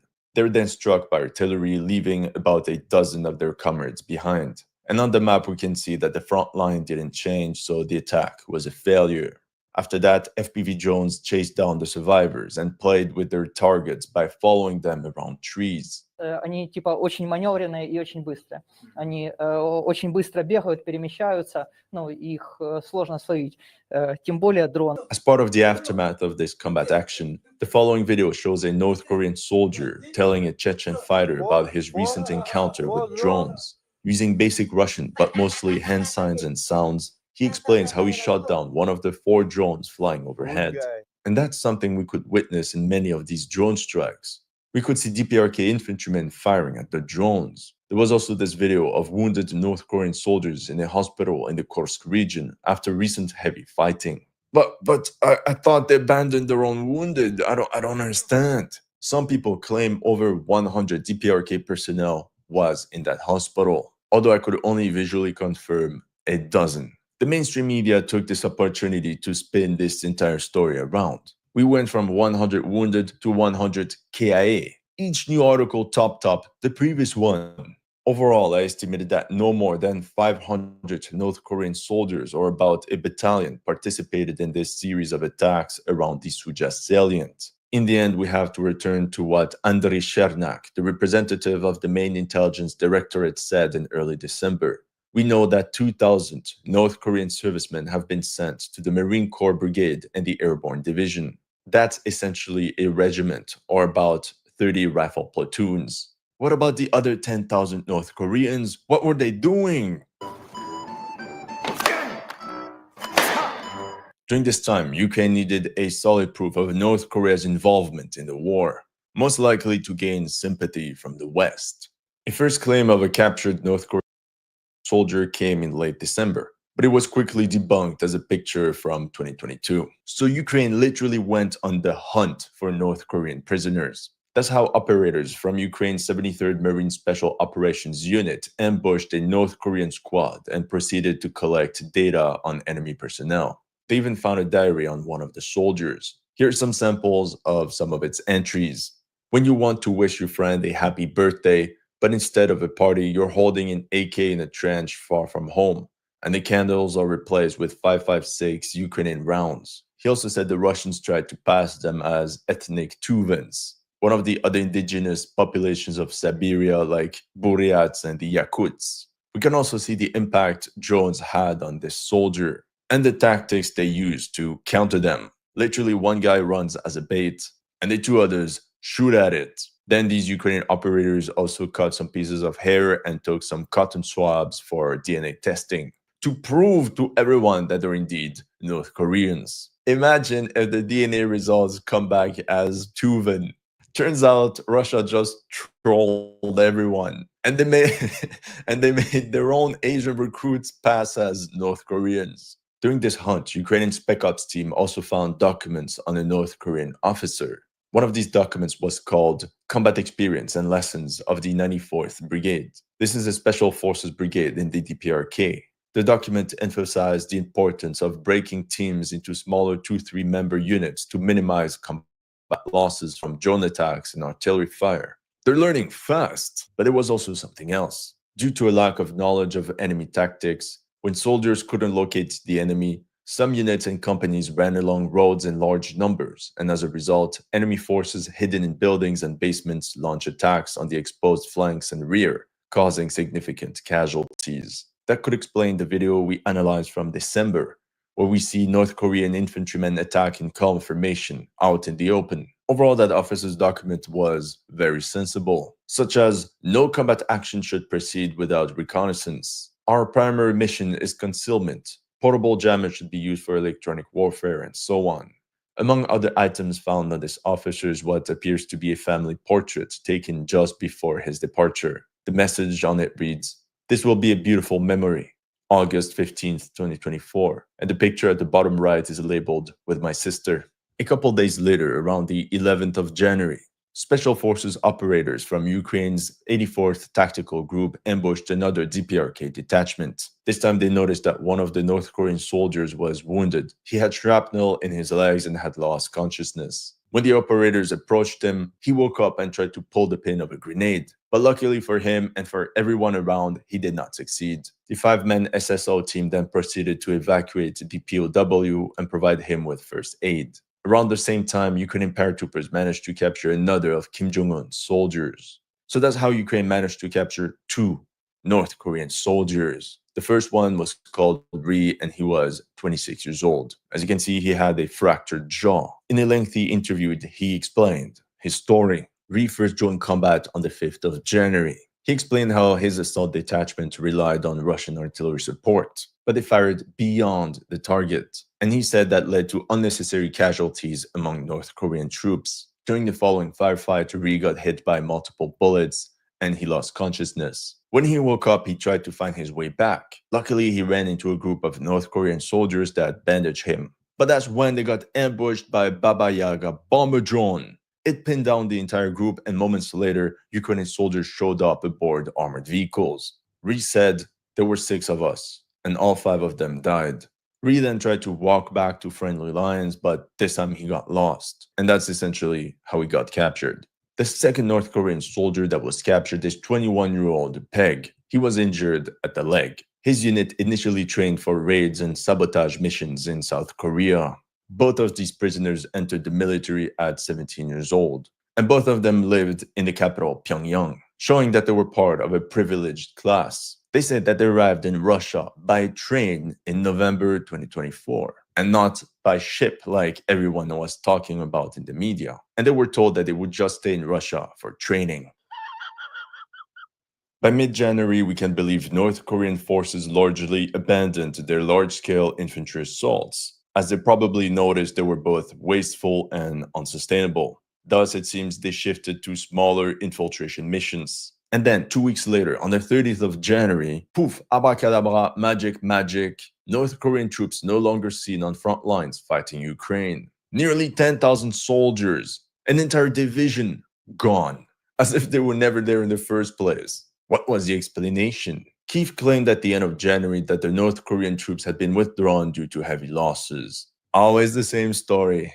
Always the same story. But still, it was weird. The North Koreans just appeared and then they were gone. Hear me out. Maybe, just maybe, because the special forces shifted to more covert operations, which is actually what they were trained for. By late March 2025, South Korean intelligence believed North Korea sent 3,000 more soldiers to fight in Ukraine. It could be an entire fresh and new brigade that is about to reach the front line. Nope, no questions asked. It's because of heavy losses. Ukraine reports claim that 300 North Koreans had been KIA and another 2,700 were wounded. And while the North Koreans were gone from the battlefield, the casualty numbers still increased. At the end of April, Reuters reported that 600 North Koreans had been KIA and another 4,100 wounded. I fear that they're just making shit up. We can safely divide that number by 3 and we could be close to reality. Even then, the few reported combat actions actually involving North Koreans simply don't match such high casualty rates. So let's summarize North Korea's involvement in the Ukraine war up until that point. We know that the involvement of the 92nd and 94th Brigades of the DPRK Special Forces means that the total strength of the contingent is estimated at about 2,500 men, something that had also been confirmed by prisoner of war Ree. We also know they were attached to the Russian 22nd Motorized Rifle Regiment, the 810th Marine Brigade, as well as the 11th Airborne Brigade. However, what nobody talks about is how the North Korean Expeditionary Corps did not only consist of simple riflemen. While the special forces were assaulting Ukrainian positions, this footage was released of a Ukrainian drone strike against a Pulse 4 anti-tank missile system near Malaya Lokhnia. Another one was also struck the month before.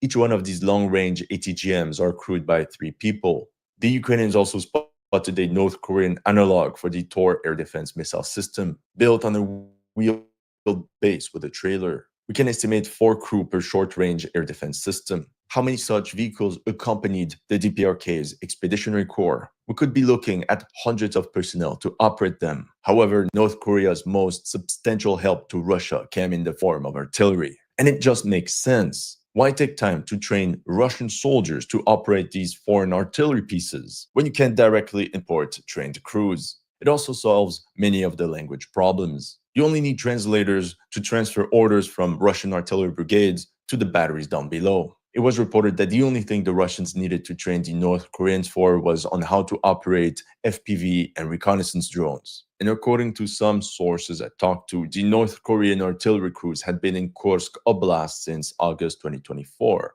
Same as for the crews inside the Pulse ATGMs. In early January, some Russian unit published this close-up of a North Korean Koksan self-propelled howitzer. But notice, they don't film the crews, it's just standing there. Such artillery pieces kept pouring into Russia. Actually, not just artillery units, but also tons of ammunition, like these North Korean 122mm OF-472 shells for this D-74 cannon, or even these 152mm rounds supplied to a Russian artillery crew. And I'm not done! The Russians also received 300mm KN-09 MRLS that can strike 200 kilometers into enemy lines.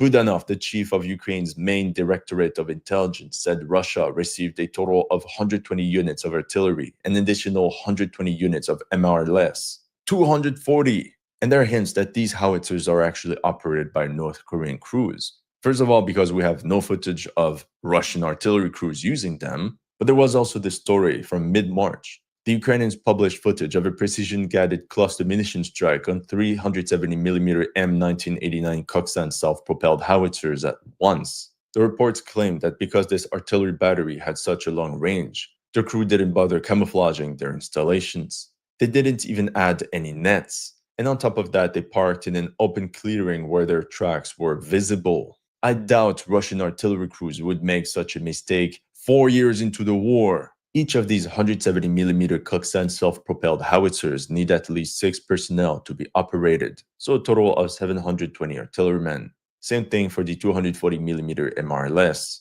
In that case, we could already stand at 1,500 people just to operate the artillery units, plus an equal number for command and control, logistics, and maintenance. We could stand at about 3,000 North Koreans just to take care of the artillery. To me, the only way to make sense of multiple thousands of North Korean soldiers in Russia is if there's more than just infantry. We simply don't have enough reports and visual confirmation that an entire division was active on the battlefield. Of course, this is just speculation, but in total, we could be looking at 2,500 infantrymen from the special forces, plus a couple hundreds of men operating various armored vehicles. To that, we can add nearly 3,000 personnel to take care of the artillery component. In that case, we can believe the DPRK's Expeditionary Corps consisted of at least 6,000 men. The only component missing would be North Korean tank crews. Maybe it's too complicated to coordinate combined arms attacks involving armored vehicles if the crews don't understand Russian. I mean, even when they speak Russian, it often turns into a shit show. On the 11th of February, Seoul said, "More North Korean weapons and troops coming to Russia. Boys, we're good for round 2. Honestly, this can only mean one thing. For Russia and North Korea, this experiment was a success. What can we expect from now on? Well, Ukrainian special forces continue picking off isolated North Korean squads, multiplying the casualties they have inflicted by a ratio of 5, but very soon, we may see well-equipped North Korean operators like these ones become the hunters. On the 24th of April, Russia showed its willingness to negotiate an end to the war in Ukraine by launching a KN-23 ballistic missile right on Kyiv. Vladimir, stop! 3 days later, on the 27th of April, Gerasimov, the chief of the General Staff of the Armed Forces, publicly mentioned the heroism of North Korean troops during the Battle of Kursk. Following this announcement, Kim Jong-un announced North Korea's decision to enter the conflict based on Article 4 of the North Korea-Russia Treaty. Now that it was all official, multiple videos were released featuring DPRK military personnel at various Russian training grounds. In the following footage, we can see them train on how to administer first aid, how to handle anti-tank weapons to deal with enemy armored vehicles, and most importantly, how to destroy enemy drones. Obviously, they also practice assault tactics in urban areas, all the while coordinating combat actions with drones. And because this is the Ukraine war, they also learned how to navigate and clear trench networks.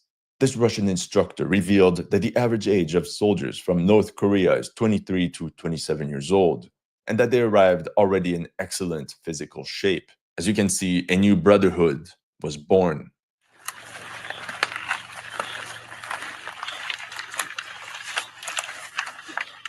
And now we're entering uncharted territory. At last, the big question is, where is the Russian Army Command going to deploy its North Korean soldiers? Some of them were spotted inside a truck somewhere in Russia. Although the location was not disclosed, the symbol on the truck gives us an important clue. It's the symbol of the Russian grouping operating in Belgorod Oblast, north of Kharkiv. In the following weeks, we could see the DPRK's Expeditionary Corps see combat in Kharkiv Oblast, in sectors like Vovchansk and Liptsy. And why not, we could also possibly witness North Korean armored attacks, involving IFVs, but also tanks. Lots of tanks. That's all I have for you today. Let me know in the comment section below what you thought of my analysis. If you're new to this channel, make sure to like and subscribe. And if you want... Go figure. Follow me.